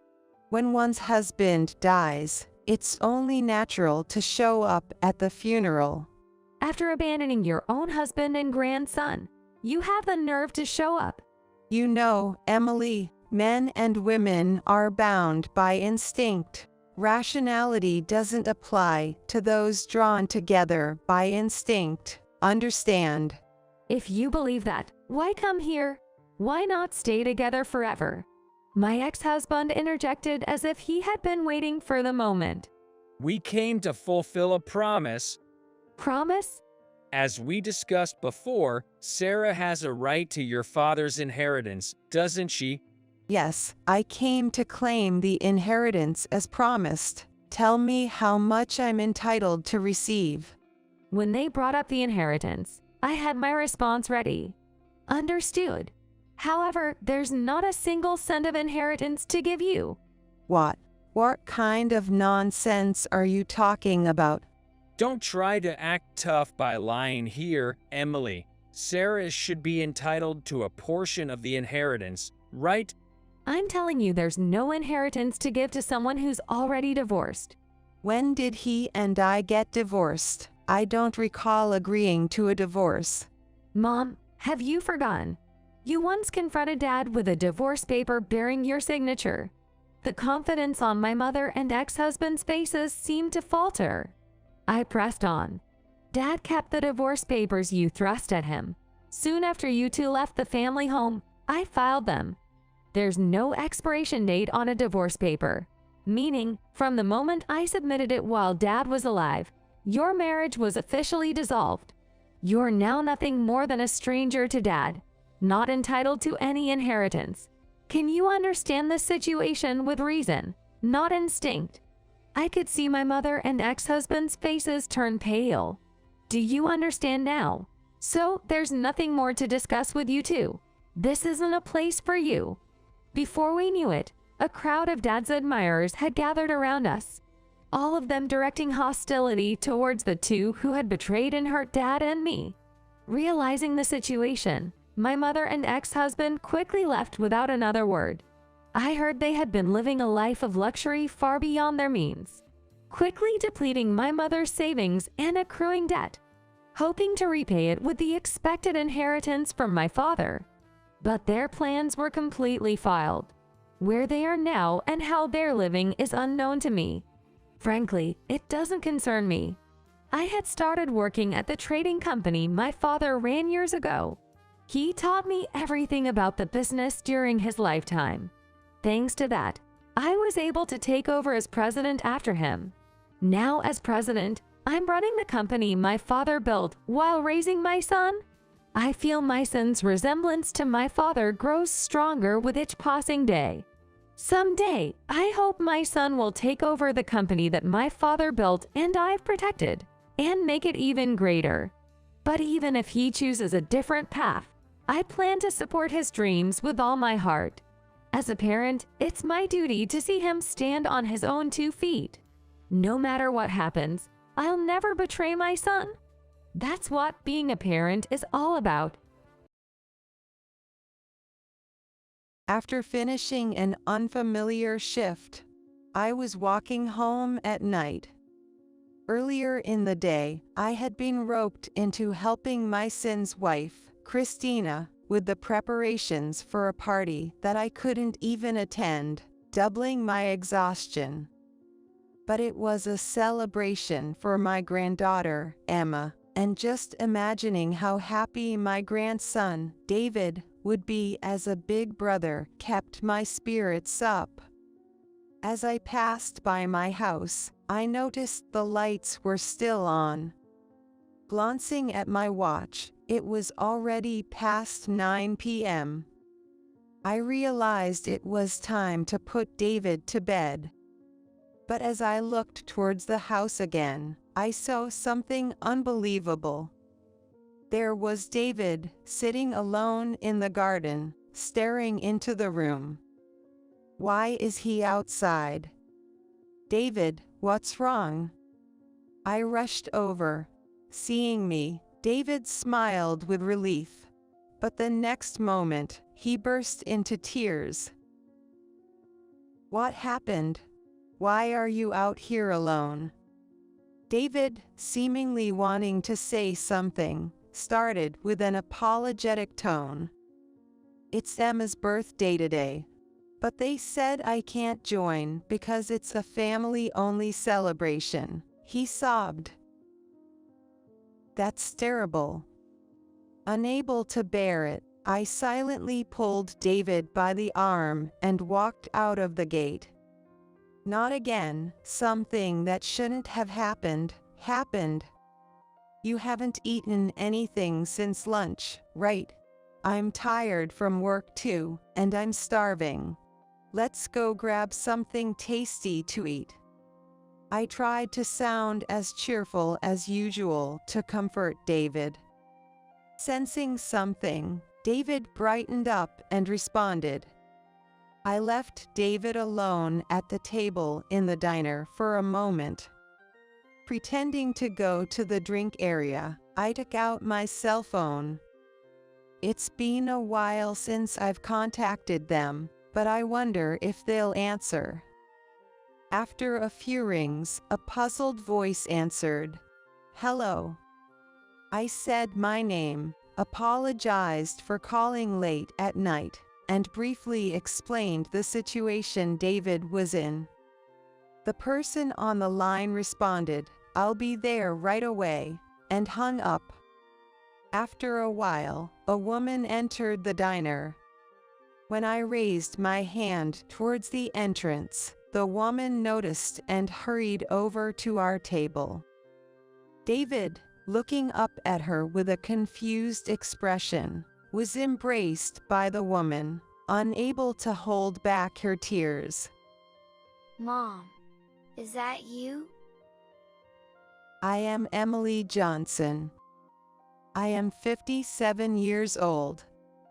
My husband passed away a year ago, and I live in the house he left behind. My family consists of my son, his wife, and 2 grandchildren, making us a family of 5. It's a complicated story, but my son, Mike, is divorced, and his wife, Christina, is his second. David, the older grandchild, is from Mike's first marriage, and therefore has no blood relation to Christina and the younger grandchild, Emma. Mike returned to our house with David 3 years ago after his first wife cheated on him. At that time, David was emotionally unstable, yearning for his mother in this unfamiliar house. He was only 2 years old. Seeing David like that, I devotedly took care of him. The following year, Mike brought Christina home. Mom, I'm going to remarry her, he announced suddenly.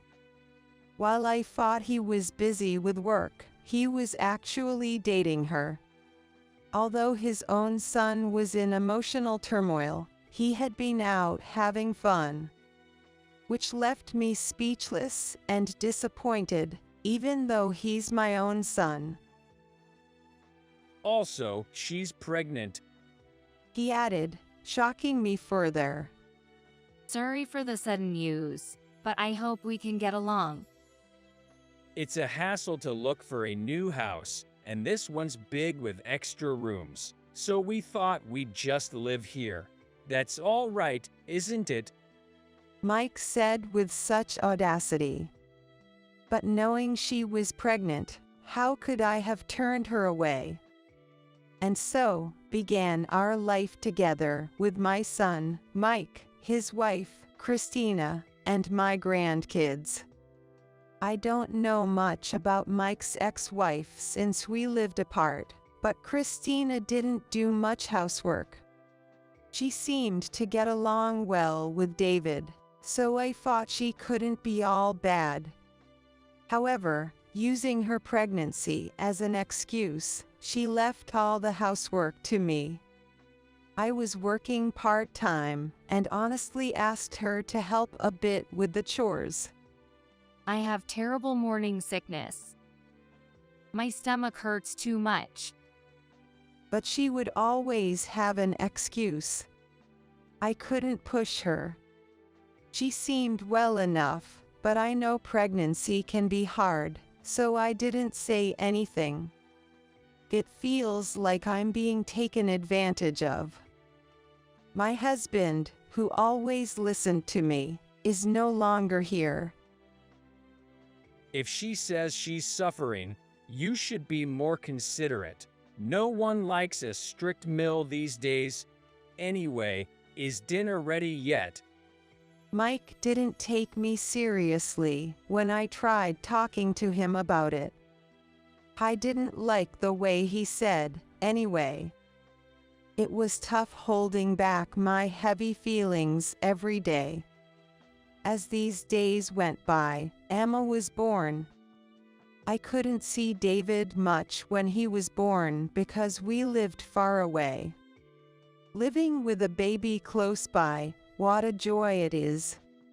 Of course, it doesn't mean I love David any less.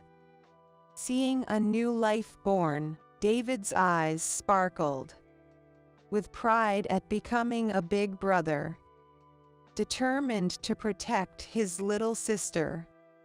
I could sense his feelings.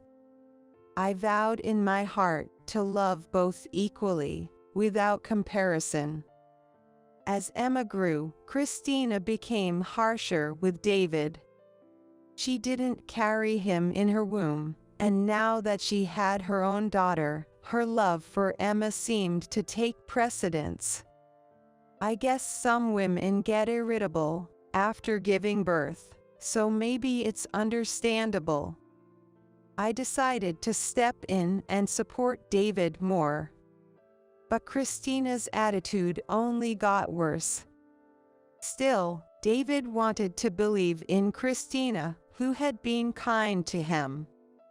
He tried to help around the house and attract her attention. One day, I came home from my morning shift and heard Christina's shouting from outside. Why can't you do this simple thing? You're just making more work for me. It seemed she was scolding David. Apparently, he tried to make baby formula, but accidentally spilled it. There, it's just a kid's mistake. No need to get so mad. He's trying to help. That's enough, right? I tried to calm Christina. Emily, please keep quiet. If you're going to interfere, you clean up the spilled formula. I couldn't believe she yelled at a child like that. The depth of a child's feelings when scolded by their parents is immeasurable. Sadness, frustration, regret. Seeing David trying to hold back his tears and emotions, I felt utterly heartbroken. Let Grandma take care of this, David. You've done a lot already. I hugged and comforted him, then cleaned the white-covered floor. When little Emma does something clumsy, we say, "Oops." Big brother is really useless, isn't he? Christina glanced at us scornfully before speaking to Emma, who still doesn't understand words. David, ignored by Christina, was trying his best. I struggled to contain my anger towards her. At dinner that evening, I noticed David was missing, so I asked Christina about it. What happened to David? I don't know. Maybe he ran away from home after I scolded him. Christina casually replied, That couldn't be possible. David is only 4 years old. Where could he run away to? Just then, Mike came home. Mike, I can't find David anywhere. I said. He's a boy. Maybe he's at the nearby park or something. Anyway, hi Emma, Daddy's home. Mike seemed unconcerned. It was already past 7 p.m. Even if David was at the park, shouldn't they be worried? While Mike and Christina started eating the dinner I prepared, I rushed outside to look for David. I checked the nearby park, the route to the kindergarten, the usual grocery store. But David was nowhere to be found. Maybe he's back home by now. I thought, heading back. As I was about to open the front door, I heard a sound like metal being hit from the backyard. We have a small shed there. The sound seemed to be coming from it. No way, it can't be. That just wouldn't happen. Approaching the shed, I heard the sound of the door being banged on and a faint voice. David, David, is that you? I flung the door open to find David, his face swollen from crying, sitting there sobbing. How could they do this? I picked up David and hurried back to where Mike and Christina were eating, with a furious look. Seeing me like that, they looked at each other awkwardly. What on earth is going on here? I demanded, still holding the sobbing David. I just heard from Christina. Mike stammered. Christina, without a hint of remorse, blurted out. It's David's fault. He ruined Emma's milk. What were they talking about? Just because he made a little mistake, they locked him in the shed. How could he eat dinner pretending not to know? I raised my voice in disbelief. What are you saying? It was you who made him do it. Even so, this is too much. Don't you have any sense of being a mother? Mike tried to intervene. Now, Mom, calm down. Christina is just tired and irritable from taking care of Emma. Cut her some slack. If you knew about this, you're just as guilty, locking a 4-year-old in a cramped, dark place like that. I was at a loss for words. Well, I did tell her it was too much. Mike said, trying to shift the blame onto Christina alone. Christina glared at him. You should have let David out before stopping her. Are you even fit to be his father?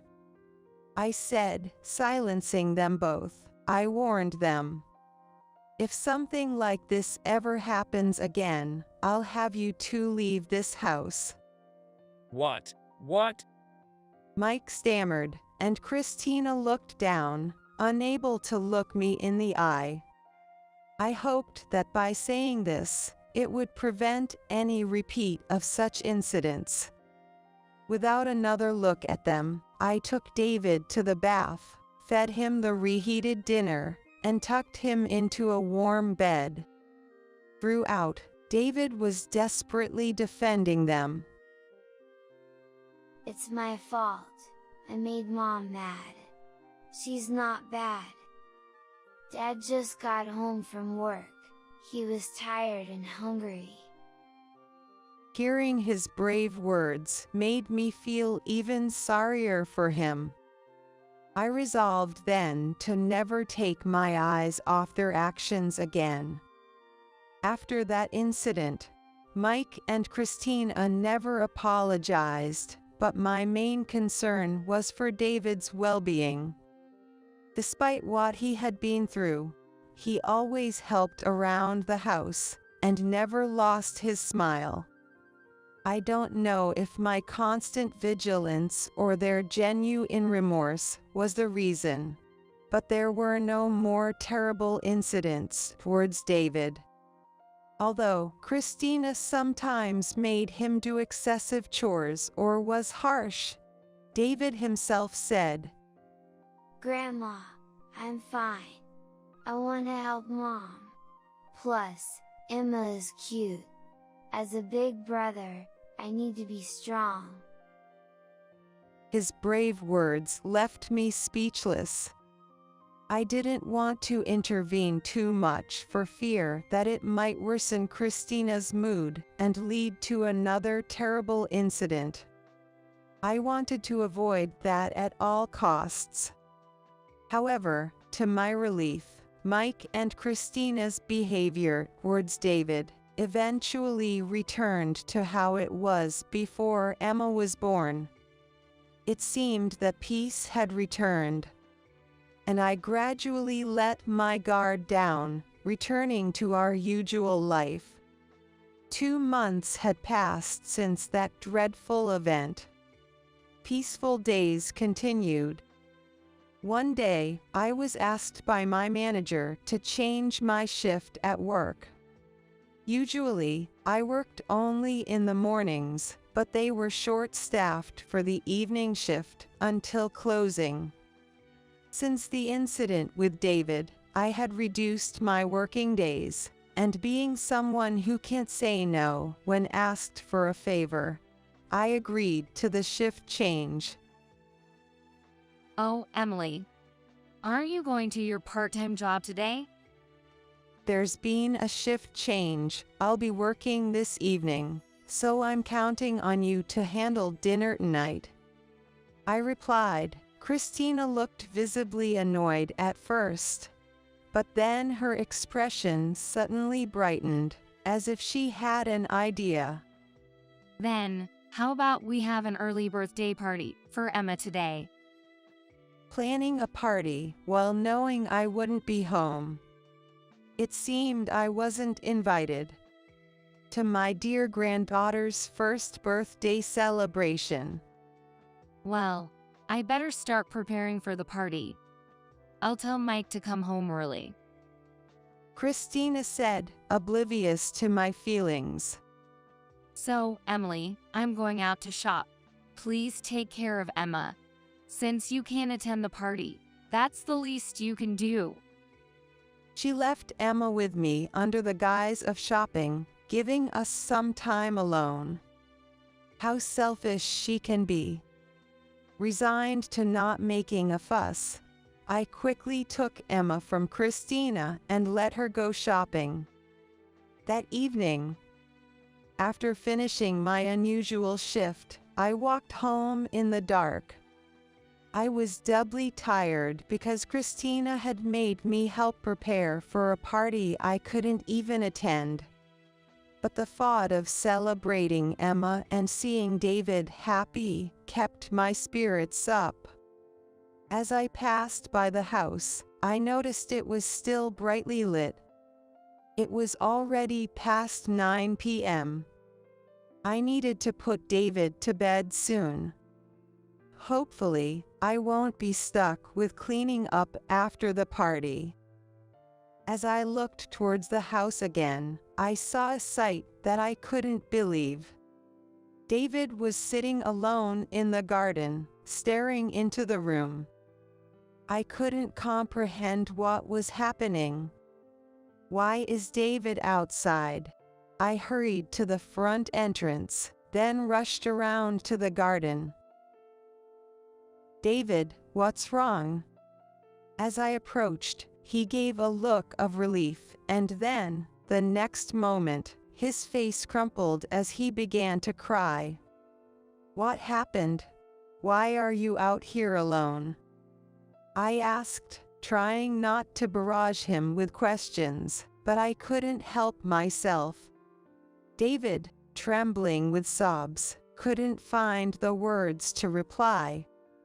How about we go inside for now? I suggested. He looked at me with a surprised expression, as if he wanted to say something. Then he started with an apologetic tone. Today is Emma's birthday. But they said it's a family-only celebration, so I'm not allowed in. He murmured through sobs. How could they?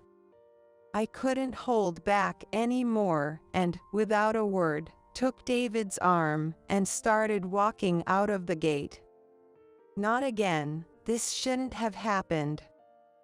What's wrong, Grandma? Are you mad? Where are we going? David asked me anxiously. Realizing I had let my emotions get the better of me, I replied, "You've been outside without eating anything since lunch, right? Grandma is tired from work too, and I'm hungry. Let's go get something delicious to eat." I spoke in my usual cheerful tone to reassure him. It seemed to work, as David responded brightly. Bringing a child to a diner at night.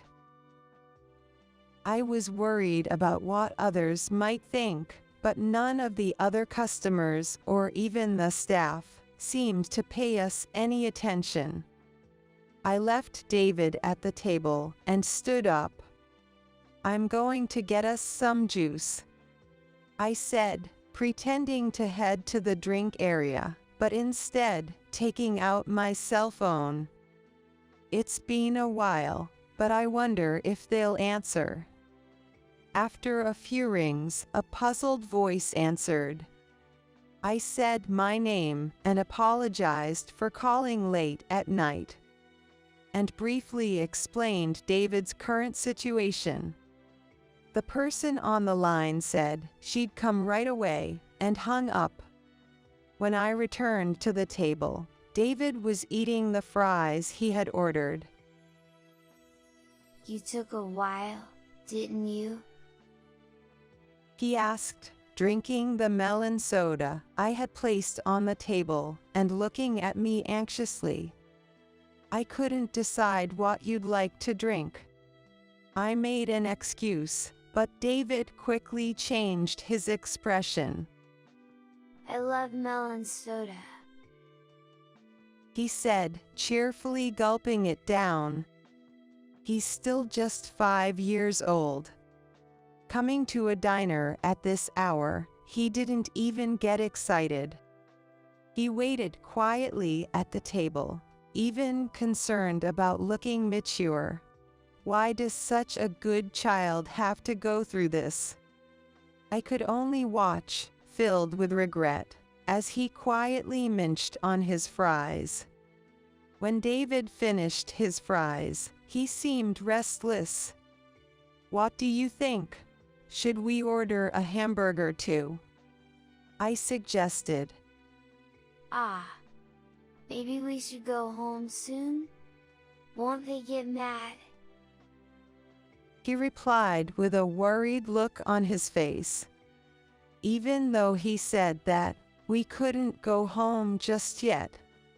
How should I explain this to David? As I pondered this, a woman entered the diner. I glanced at the entrance and waved to her.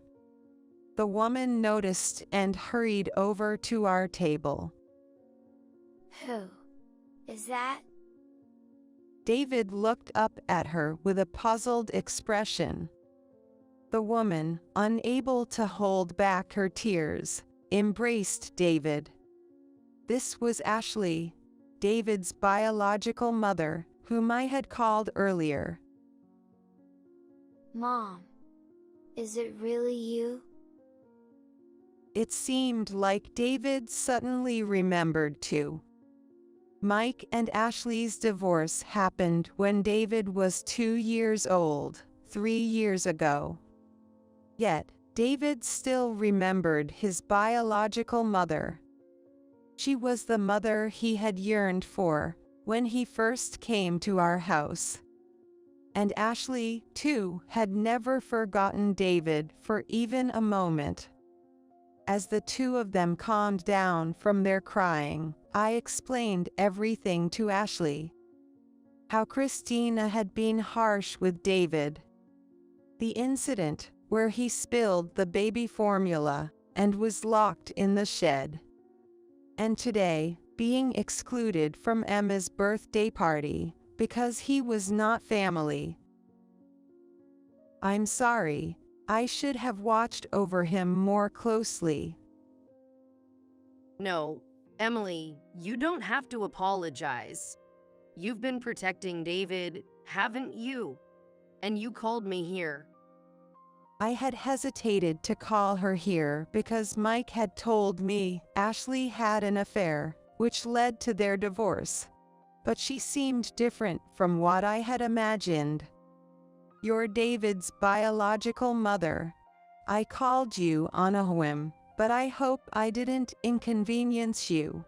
Do you have a new partner or family? As I hesitantly asked. Ashley raised her voice. No, I don't. All I wanted was David. What did she mean? When I relayed what Mike had told me about their divorce, Ashley, turning pale, began to tell the truth. Actually, Mike and that woman, Christina, were having an affair. As she gazed sadly at the sleeping David, Ashley revealed the truth about Mike and Christina's relationship that began around the time David was born. Then, a man claiming to be a lawyer suddenly appeared before Ashley, presenting documents about her alleged affair and neglect of David, leading to the divorce, alimony, and child support discussions. Ashley had lost her parents early and was isolated. She had no one to turn to. After marrying Mike, she had become estranged from her friends. And as a stay-at-home mom devoted to baby David, had only superficial interactions with neighbors. In such weak social connections, gathering evidence to prove her innocence was difficult. I said, feeling dizzy with the revelation. I wish you had relied on me. But at that time, I was so shocked by Mike's betrayal. I even doubted you. Ashley admitted apologetically. I felt ashamed of my son's actions and regretted not connecting more closely with Ashley at that time. I hated myself for it. Really, I'm sorry. So, have you been paying child support? Yes, my parents left me some money, and I was fortunate to reconnect with my previous employer. I've managed to pay child support without fail, for David's sake. Hearing this, I couldn't listen anymore. I had been living obliviously with that couple. I don't even know how to apologize. It's okay, Emily. You haven't done anything wrong. And finally, I got to see David. That alone makes all the child support worth it. Ashley's expression was calm as she spoke. By the way, Mike has custody of David, but you haven't seen him, have you? I brought up the question that had been bothering me. As expected, Ashley's face darkened. Since the divorce was finalized, I haven't seen him. Not even once. She replied in a thin voice. I couldn't contain my emotions any longer. Ashley, I've made up my mind. David's parents aren't those two, it's you alone. I won't let them take David away from you anymore. I declared. Ashley looked at me in surprise. Then, she nodded firmly, seemingly agreeing with my determination. I wasn't doing nothing, actually. Ashley said, revealing that she had already hired a lawyer to counter the fraudulent alimony claims and to sue Mike and Christina for damages. The lawyer Ashley hired discovered that the attorney Mike and Christina had used was not a real lawyer, but just their friend. "I'll help you, for David's sake," forming a team with Ashley in that late-night diner. 3 months passed, and I continued my usual life, making sure David came to no harm. One day, Ashley and her lawyer came to our house. Mike and Christina were surprised and flustered, but I calmed them and had them sit down. "What brings you here today?" Christina asked, trying to act tough. "We're here to discuss the compensation claims against you and Mike, and to talk about transferring David's custody to us." Ashley calmly responded to the challenge. "Compensation. That should be about you, shouldn't it? Mike told me about you." Christina mocks the former wife. "Well, that makes sense, considering you were Mike's mistress."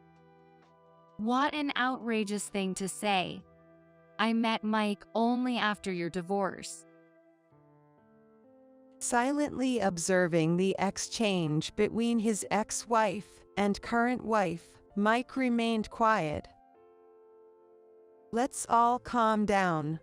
First, let's hear from the lawyer," I interjected, pretending to be unaware of the truth, while subtly steering the conversation towards Ashley.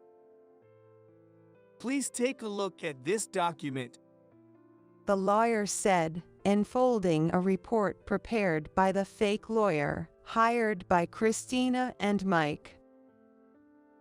"This is the report given by Mike's attorney at the time of his divorce from Ashley." Such an old document. What proof could it possibly be? Christina said, clearly flustered. "What about it? I too had a proper lawyer." Mike began, but was interrupted by Ashley's lawyer. "Was that really a lawyer? Which firm were they from?" "What?" Ignoring Mike's struggle to respond, the lawyer continued. "As a fellow lawyer, I must say this report lacks credibility. The evidence photos are clearly fabricated, and the claims of Ashley's neglect are too ambiguous." But it was this evidence that led to their divorce. Christina, desperate to defend her position, insisted. "Indeed, Ashley did divorce based on these accusations, but the child support claims were excessively high. Besides, despite paying child support, she hasn't been allowed to see her child even once, right?" "Well, that's because David didn't want to see her." How could that be? I thought to myself, recalling how much David had longed for his mother after the divorce. I shivered with anger. But she did neglect him, didn't she? Regardless of how vague the testimonies were, they were still there. Christina argued, regaining some of her composure. "Would you like to see the child care diary I kept at that time?" Ashley then pulled out a notebook. An ordinary, well-worn B5 size notebook. The cover read, David's Child Care Diary. Such a thing could easily be filled in later. However, when Ashley silently showed the contents of the diary, Christina's face drained of color. It was filled with detailed records of David's feeding, diaper changes, sleep times, and at the end of each day, a short diary entry by Ashley. In the empty spaces, there were also messages to David. Christina, who is raising her 1-year-old daughter, Emma, should surely understand. Could a person accused of neglect keep such a meticulously detailed child care diary? Christina was left speechless by what she saw. And Mike, watching her, looked utterly bewildered. Apparently, the concepts of genuine child care were beyond him. In this diary, there's a section where Johnson's actions are also recorded. Me? Mike, already worn out, was taken aback. It includes details like coming home late from work or going on business trips. Ashley added with a tone suggesting she knew more. But this doesn't expose any affair. Christina insisted. True, a diary alone isn't enough for proof. That's where we had to dig deeper. Suddenly, Christina seemed to remember something and became visibly flustered. I've kept Mike's credit card statements. They were tucked away in the household budget book after our divorce. Neither Christina nor Mike seemed ready to argue. On the day Mike claimed to be on a business trip, but didn't return, the credit card statement listed a charge from a resort hotel. Ashley continued smoothly. And on the same day, there's a photo posted on a woman's social media. The hashtags include the hotel's name and words like secret. That's just a coincidence. That could happen to anyone. Christina's desperate defense was palpable. Well, this lady, despite talking about secrets, seems to be flaunting something in her photos. Ashley pressed on. Is this watch in the picture Mike's? She asked. I noticed the shock in both Christina and Mike's expressions. Isn't this a common design? I see. Christina was unaware. This was a gift from my husband and me to Ashley and Mike when they got married. It's a pair of custom-made watches. I interjected, playing dumb. No, it can't be. The room fell silent for a moment. Okay, enough. Mike said resignedly. Ashley then gave a knowing glance to her lawyer. Since the person involved has admitted it, this helps us a lot. We'll proceed with the settlement without going to mediation. I won't accept this. I'll even take it to court. Christina retorted defiantly, but the lawyer continued. Shall we also discuss the fake report created by the so-called lawyer? We have already heard his side of the story, you know. What? Apparently, the fake lawyer was Christina's friend and ex-boyfriend. It seems he had been funneling Ashley's alimony and child support to himself. Once we discussed the possibility of forgery of private documents, he was quite willing to share everything. Christina had no comeback. Through the gap in the sliding doors, David peeked in, asking, "Mom, what's wrong?" "It's nothing," Ashley replied, her face bright with relief. Let's go home to your new house with Mom. Later, instead of a settlement, a trial took place. This time, Christina and Mike hired a real lawyer. But the outcome was clear. Ashley won custody of David. Mike and Christina's past actions were recognized as criminal. They were ordered to return the excessive alimony and child support they had fraudulently claimed due to the FIL documents, and pay alimony and child support to Ashley. This led to Mike and Christina blaming each other, eventually resulting in divorce. Christina was disowned by her family, and Emma was taken in by her grandparents. Christina apparently ended up in debt and working in the adult entertainment industry, a fate she brought upon herself. Of course, I cut ties with Mike. I had no intention of taking care of a criminal. Since then, I've let go of the house we used to live in, and now enjoy a peaceful life alone. While Mike continues to pay Ashley, I have no interest in what he's up to. As for Ashley, she and David often visit me. Our relationship has evolved into a friendship. Ashley, in fact, seems to have a budding romance with a lawyer from that time.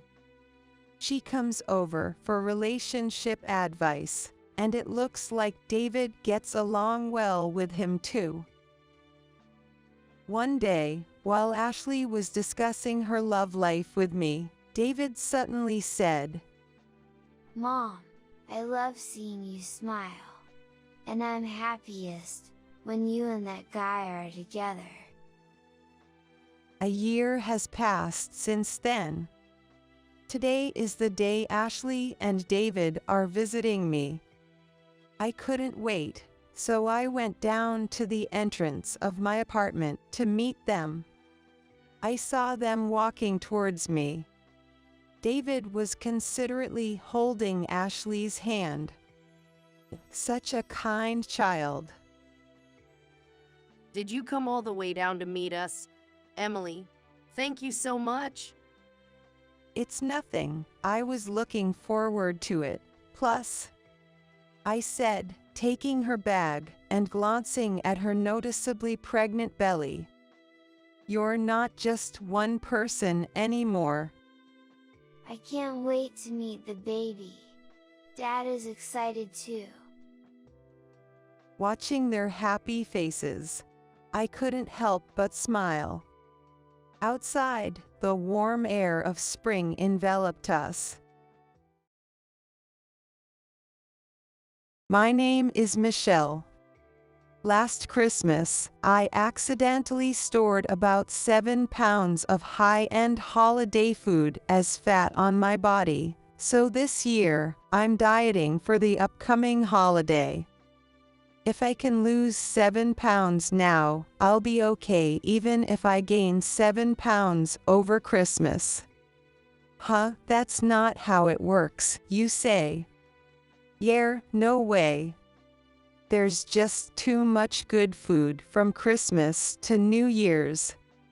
And then I end up buying myself some Valentine's chocolates a bit later. Oops, I'm drooling.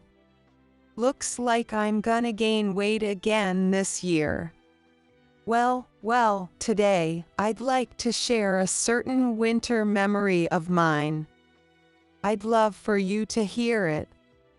It was when I was 25 years old. I had been dating my boyfriend, Keith, for a few years, and we decided to get married. I introduced Keith to my parents. It was what you'd call meeting the parents before marriage. My parents liked Keith, and everything was supposed to go smoothly, but then a problem arose. My older sister, Sally, who's 2 years older, came home from work and was instantly captivated by Keith. It's strange, but as sisters, I could tell what Sally was feeling and thinking in that moment. Sally had fallen in love with Keith at first sight. I hoped it was just my imagination, but when Keith offered a handshake, my sister blushed as she took his hand. When she talked to him, she always looked up at him with those doe eyes. I thought it was inappropriate for her to act like that with her sister's boyfriend, but she was probably doing it unconsciously. You can't control someone's feelings, and I thought, she won't take it seriously. She'll put a stop to it eventually, and chose to ignore it. However, after Keith left, my sister caught me in my embarrassing post-shower towel and said, "You should call off the wedding." When I asked why, she said things like, "That man is a player, you deserve someone better," and only negative things about Keith. But she had no evidence for any of it. When I asked why she thought he was a player, she said, "It's my woman's intuition." My sister had never had a boyfriend. How could I believe the intuition of someone with no experience with the opposite sex? Instead, I chose to trust what I had seen of Keith's character over the years.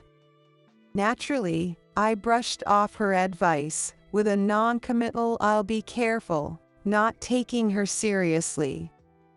After that, Keith started visiting my parents' house more often. He wanted to get closer to my family, so I invited him over more frequently. My parents were happy about it, and I was glad to see my future husband getting along with my parents. We were building a good relationship, but my sister was trying to build a good relationship with Keith in a different way. Keith told me that when I wasn't around, my sister would grab his arm, press her chest against him, and ask, "Don't you think Michelle is a bit childish?" She asked for his contact information, and even pretended to trip over nothing to expose her underwear in an accident. Keith laughed it off, saying it was so obvious it was funny. But if he had taken it seriously, I would have been worried sick.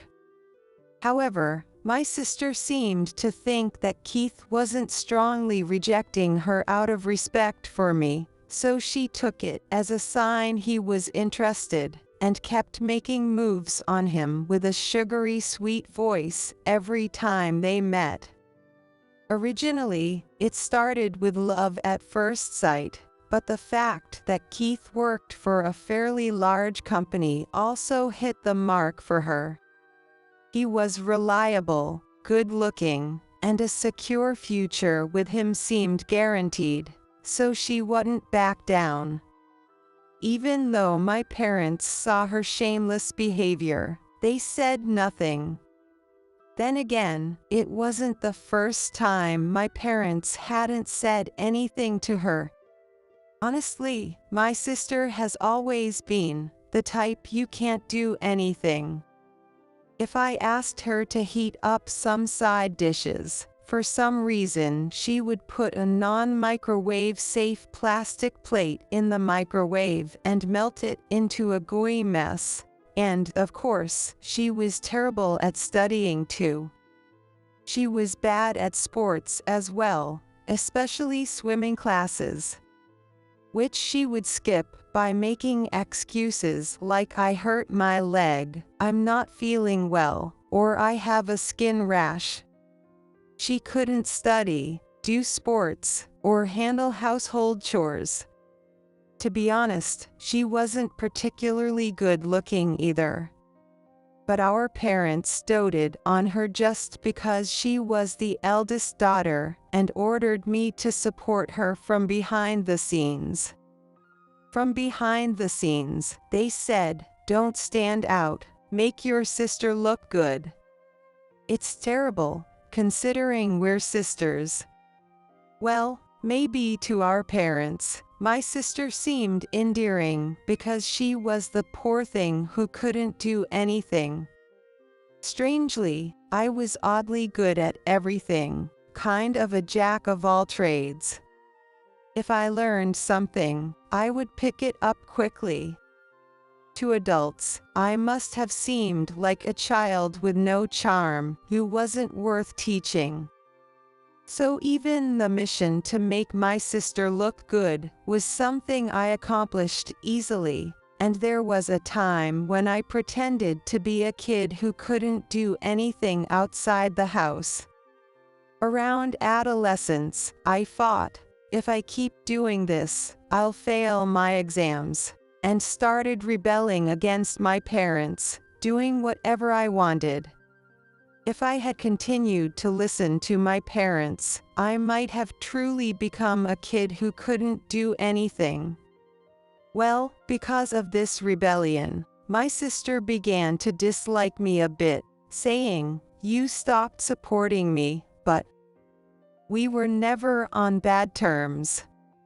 We had normal conversations, and I even gave her advice sometimes. Though there was a slight bit of distortion, with my parents doting on my sister and her hostility towards me, I think we were still a normal family. However, this balance was disrupted because Keith never showed any interest in my sister. How dare you, the younger sister, get married first? It's unacceptable. The night before my wedding, my sister said to our parents, "No, it's okay. Sally will get married soon, too." That's right, Sally. That's not the point. Normally, the older sister gets married first, and then the younger sister follows, right? She's not ready yet. Even so, the wedding is tomorrow, you know. What, Mom, aren't you on my side? From now on, I'll be the pitiful older sister whose younger sister got married first. That's not true. I quietly listened in the hallway to the drama unfolding in the living room. Don't get married before your sister. If I waited for my loveless sister to get married, I'd be old and gray in no time. Honestly, what is my sister even talking about? Well, I thought she would calm down after venting, but... Fine. Tomorrow, both Dad and I will skip the wedding, so please forgive us. Right, Sally? What? I couldn't believe my ears. Mom, too, went along with Dad, saying, "Let's do that," and pleaded for my sister's forgiveness. What is this? Are they my sister's disciples or something? Their devotion was almost cult-like. At this point, it wasn't just doting anymore. But my sister sighed and said, "Well, I guess I have no choice. I'll tolerate it as long as it's an unapproved wedding by the family." She pouted. She really didn't want Keith and me to get married. Well, it's probably because she's in love with Keith, but it's unbelievable. Because of my sister's unrequited love, my parents were going to miss my wedding. And so, the day of the wedding arrived. Despite it being a sunny day, I hadn't slept much and was completely sleep-deprived. Of course, it wasn't because I was too excited about the wedding to sleep. I had spent the whole night feeling nauseous, thinking about a conversation between my sister and parents. I'll never forget the way my sister smirked when my parents officially informed me of their intention to be absent. At the venue, I told Keith and my in-laws about my parents' absence. "I'm sorry, my sister opposed this marriage, so my family won't be attending. There's no more miserable news to deliver." In-laws must find it hard to believe that parents would not attend their own daughter's wedding. Upon hearing my report, my in-laws fell silent for a while. On such a sunny day, the heavy atmosphere was unbearable. Just when I thought this is the worst, Emily took my hand. Oscar quickly placed his hand over Emily's. "If it's about your family, they're right here. Did you forget? Please don't make today a sad day. Come on, smile. Emily and Oscar smiled gently, and their warmth brought tears to my eyes. Hey, Michelle, you still have your husband, so don't say such sad things like the family is absent, Keith said, gently patting my head. As I started crying, my in-laws and Keith, despite their laughter, were flustered, saying, "Bride, don't cry, hey, your makeup." In the midst of this, Emily looked straight into my face and said, Michelle, it might be hard with your parents, but this will surely be a good new beginning. From now on, build your own family. Emily hugged me tightly, comforting me as I felt abandoned by my parents. Keith and Oscar joined in. It'll be okay, just as Emily said, this will be a good new beginning. I'll build my own happy family, I vowed, and that day I safely married Keith. 15 years later, we had one daughter and 2 sons. Our responsible and capable daughter naturally took care of our 2 mischievous sons who were always causing havoc around the house, which was a big help. Still, when she yelled, "Cut it out already," it was just like me. Oh boy, I'm in trouble. Keith's job was going well, we bought a house, and life was peaceful. Then, troublemakers showed up to spoil everything. It was none other than my father, mother, and sister. Since the wedding, I had been estranged from my family and hadn't told them our new address. But somehow, they found out and showed up at our house. Of course, the first words out of my mouth weren't a warm "it's been a while," but a cold "what are you doing here?" Sally has a favor to ask, my sister said. Even my parents pleaded and said, "We can only ask you." What's going on? What could they possibly ask of someone who left home 15 years ago? As I stood there, torn between wanting to hear and not wanting to hear, my mother broke the silence. Give Keith to your sister. What? Keith, who had come to the entrance to see what was going on, was just as dumbfounded as I was. Wait a minute, I don't get it. Why am I being told to give Keith to my sister? In a stern tone, I asked, and my parents looked embarrassed. Only my sister remained smug and arrogant. Your sister is still single. She'll be 42 this year. So what? My father's words only confused me more. Keith seemed just as puzzled. Actually, your sister's company went bankrupt recently, and she's now unemployed. Oh, that's too bad. I think you can understand our concern about the future of your single, jobless sister. You must feel the same way since you're her sister. I silently stared at my parents, thinking, no, not at all, but I kept quiet. I was more curious about what they were going to say next, and my father's words were frustratingly slow. I didn't interrupt because I wanted him to get to the point quickly. Apparently, your sister has always loved Keith and is still single because of him.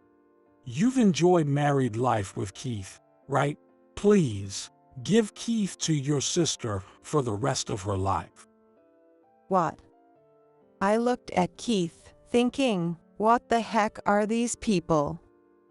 Keith seemed so shocked that it was like his soul had left his body.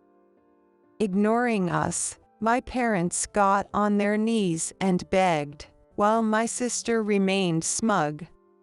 From her attitude, it was clear she was confident she would get Keith.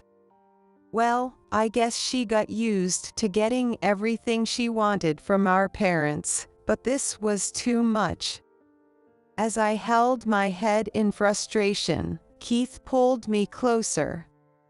It seemed his soul had returned. Hey, isn't this a chance? Do you mean that? Yeah, because this is exactly what Michelle joked about when she was drunk, and now it's actually happening. Shall we do it? We quickly separated and turned back to face my sister and parents. Sally, do you really like Keith that much? Surprised, my sister replied, "What? Yes, I've always loved him. Really, I love him so much." Wow, that's quite a strong feeling. You've loved him for 15 years, even after he became someone else's husband. Yes, it was always painful, just thinking about you and Keith being together. It hurt so much because I believed we were meant to be. My sister's confident tone made me almost gasp, but Keith and I managed to keep a serious face. I give up.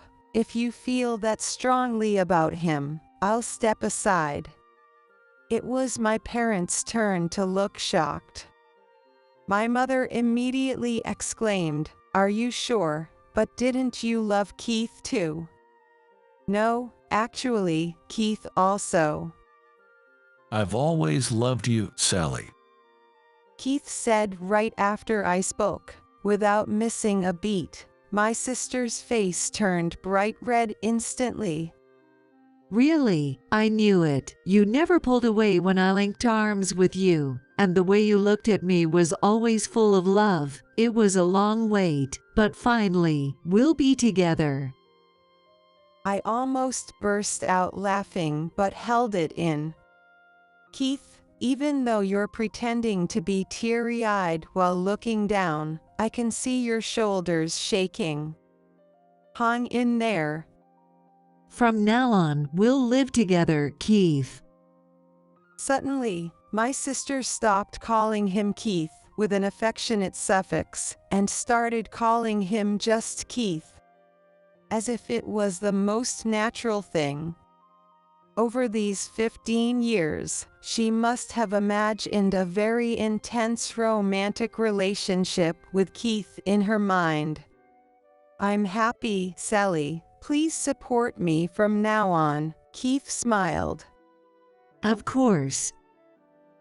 Then I'll quit my job. What? The blush on my sister's cheeks vanished instantly, and her eyes went wide. I don't want to waste a single second away from you. I'll quit my job and stay by your side forever. What? I won't go outside. If possible, I'd like you to come with me even to the bathroom. When you're doing housework, I'll be right behind you, watching all the time. My sister was frozen in shock at Keith's cheerful words, then suddenly started to panic. My parents were also flustered. I'm not working either, and that's kind of a problem. A problem? Why? As long as we're together, we have nothing to fear. Even without money, we'll be happy, right? Well, but in modern America, we have insurance costs and stuff. It's not like the old days. So you're saying you can't love me without money? No, that's not what I mean. My sister's eyes were clearly darting around. Then, Keith, when we get divorced, make sure to pay a hefty alimony, okay? I said immediately. Don't worry, your sister and parents will pay, Keith smiled. My parents turned pale and exchanged glances. Sally, Taking your sister's husband isn't right. That's right, Sally. No matter what, this is too much. Where had their desperation gone? My parents showed an astonishingly swift change of heart. Wait, weren't you the ones who said Sally will definitely get Keith? Well, Sally, that was different. Shut up, shut up, shut up. Whose side are you on? My sister went half mad, thrashing around, while my mother tried to calm her down, getting her hair pulled in the process. My father desperately tried to intervene. Is this a scene from hell? We watched this spectacle for a while. It was Keith who changed the flow by saying, excuse me, before I could. My sister and parents all turned to look at Keith. To be honest, Sally, you're not my type at all. I was just being polite because you're Michelle's sister. But women who flirt are a complete turn-off for me. That's it. That's exactly it. A complete turn-off. Thinking I like you just because I was polite. I can't handle women who are that delusional. Keith's blunt honesty left my sister and parents speechless. What? Then what was that just now, Keith? Could you not address someone else's husband so familiarly? There's no way Keith would ever like you. We're happy together and have kids. I said this while stepping in front of my sister, who was approaching my husband with a pale face. What the hell? You tricked me, my sister shouted. How could you not realize you were being tricked? Why would a man who hasn't contacted you in 15 years be in love with you? Are you living in a fantasy world? My words made my sister's face turn bright red and her eyes fill with tears. She was crying out of frustration. Even if you were a desirable woman, no one would want an unemployed, delusional woman living off your parents. Besides, you've been having mom do all the housework at home, so you probably still can't do any household chores, right? At your age, with that skill set, you'd get dumped even if you did get married. As I delivered these harsh truths, Keith was laughing behind me. It seemed I hit the nail on the head, and my sister couldn't stop crying, sobbing loudly. My parents tried to comfort her, but with faces that said, "She's right." So, that's how it is. I'm not giving Keith up. That's right. So give it up, Sally. At our words, my sister began to bawl like a child. It's embarrassing as an adult. She really hasn't grown at all. Let this be a lesson. Don't ever contact us again. We'll cut all ties with you from now on. Even if Sally is unemployed and in trouble in the future, we won't help.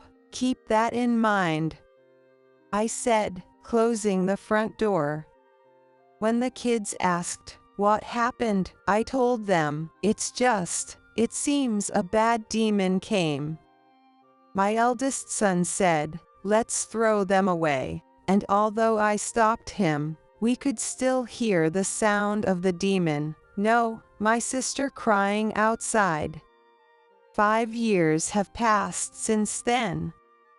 As expected, my sister is still single. She managed to get a job, but I heard she relentlessly pursued young men and married men at her workplace, and eventually got fired. In her desperation to get married, she kept showing up everywhere and causing trouble, and now she's even banned from matchmaking parties. I think she'll be single for life. No doubt about it. My parents, despite being retired, are working multiple part-time jobs to save money for my sister. They probably realized that they can't rely on her for their future care. Well, they did dote on her that much. I hope they work hard and fully realize that it's all because of her. As for me, thanks to my well-behaved children and my hard-working husband, I never have to worry about tuition or going out to work, and I spend my days relaxed as a homemaker. Although, sometimes I wonder if going to work might have offset the overeating during holidays. My teenage daughter, who is already quite slim, insists on dieting, and I'm desperately trying to stop her. I tell her, "You can talk about dieting when you're as wide as your mom." My 2 sons have taken up dancing as a hobby and recently performed on stage at a local event. They've won a few awards and are adamant about joining a famous dance group, Exile in the future. So I say, Exile members, please keep the group going until my sons grow up. Thank you. My in-laws visit us regularly, and we often share meals together. Even though I call them my in-laws here, I honestly think of them as my real parents. They've suggested we go to a luxury inn together once the kids are on spring break. I hope they stay healthy and live long, sharing many more days with us. Although there were many issues before the wedding, ever since getting married, every day has been filled with happiness. I truly feel like I've finally found my real family,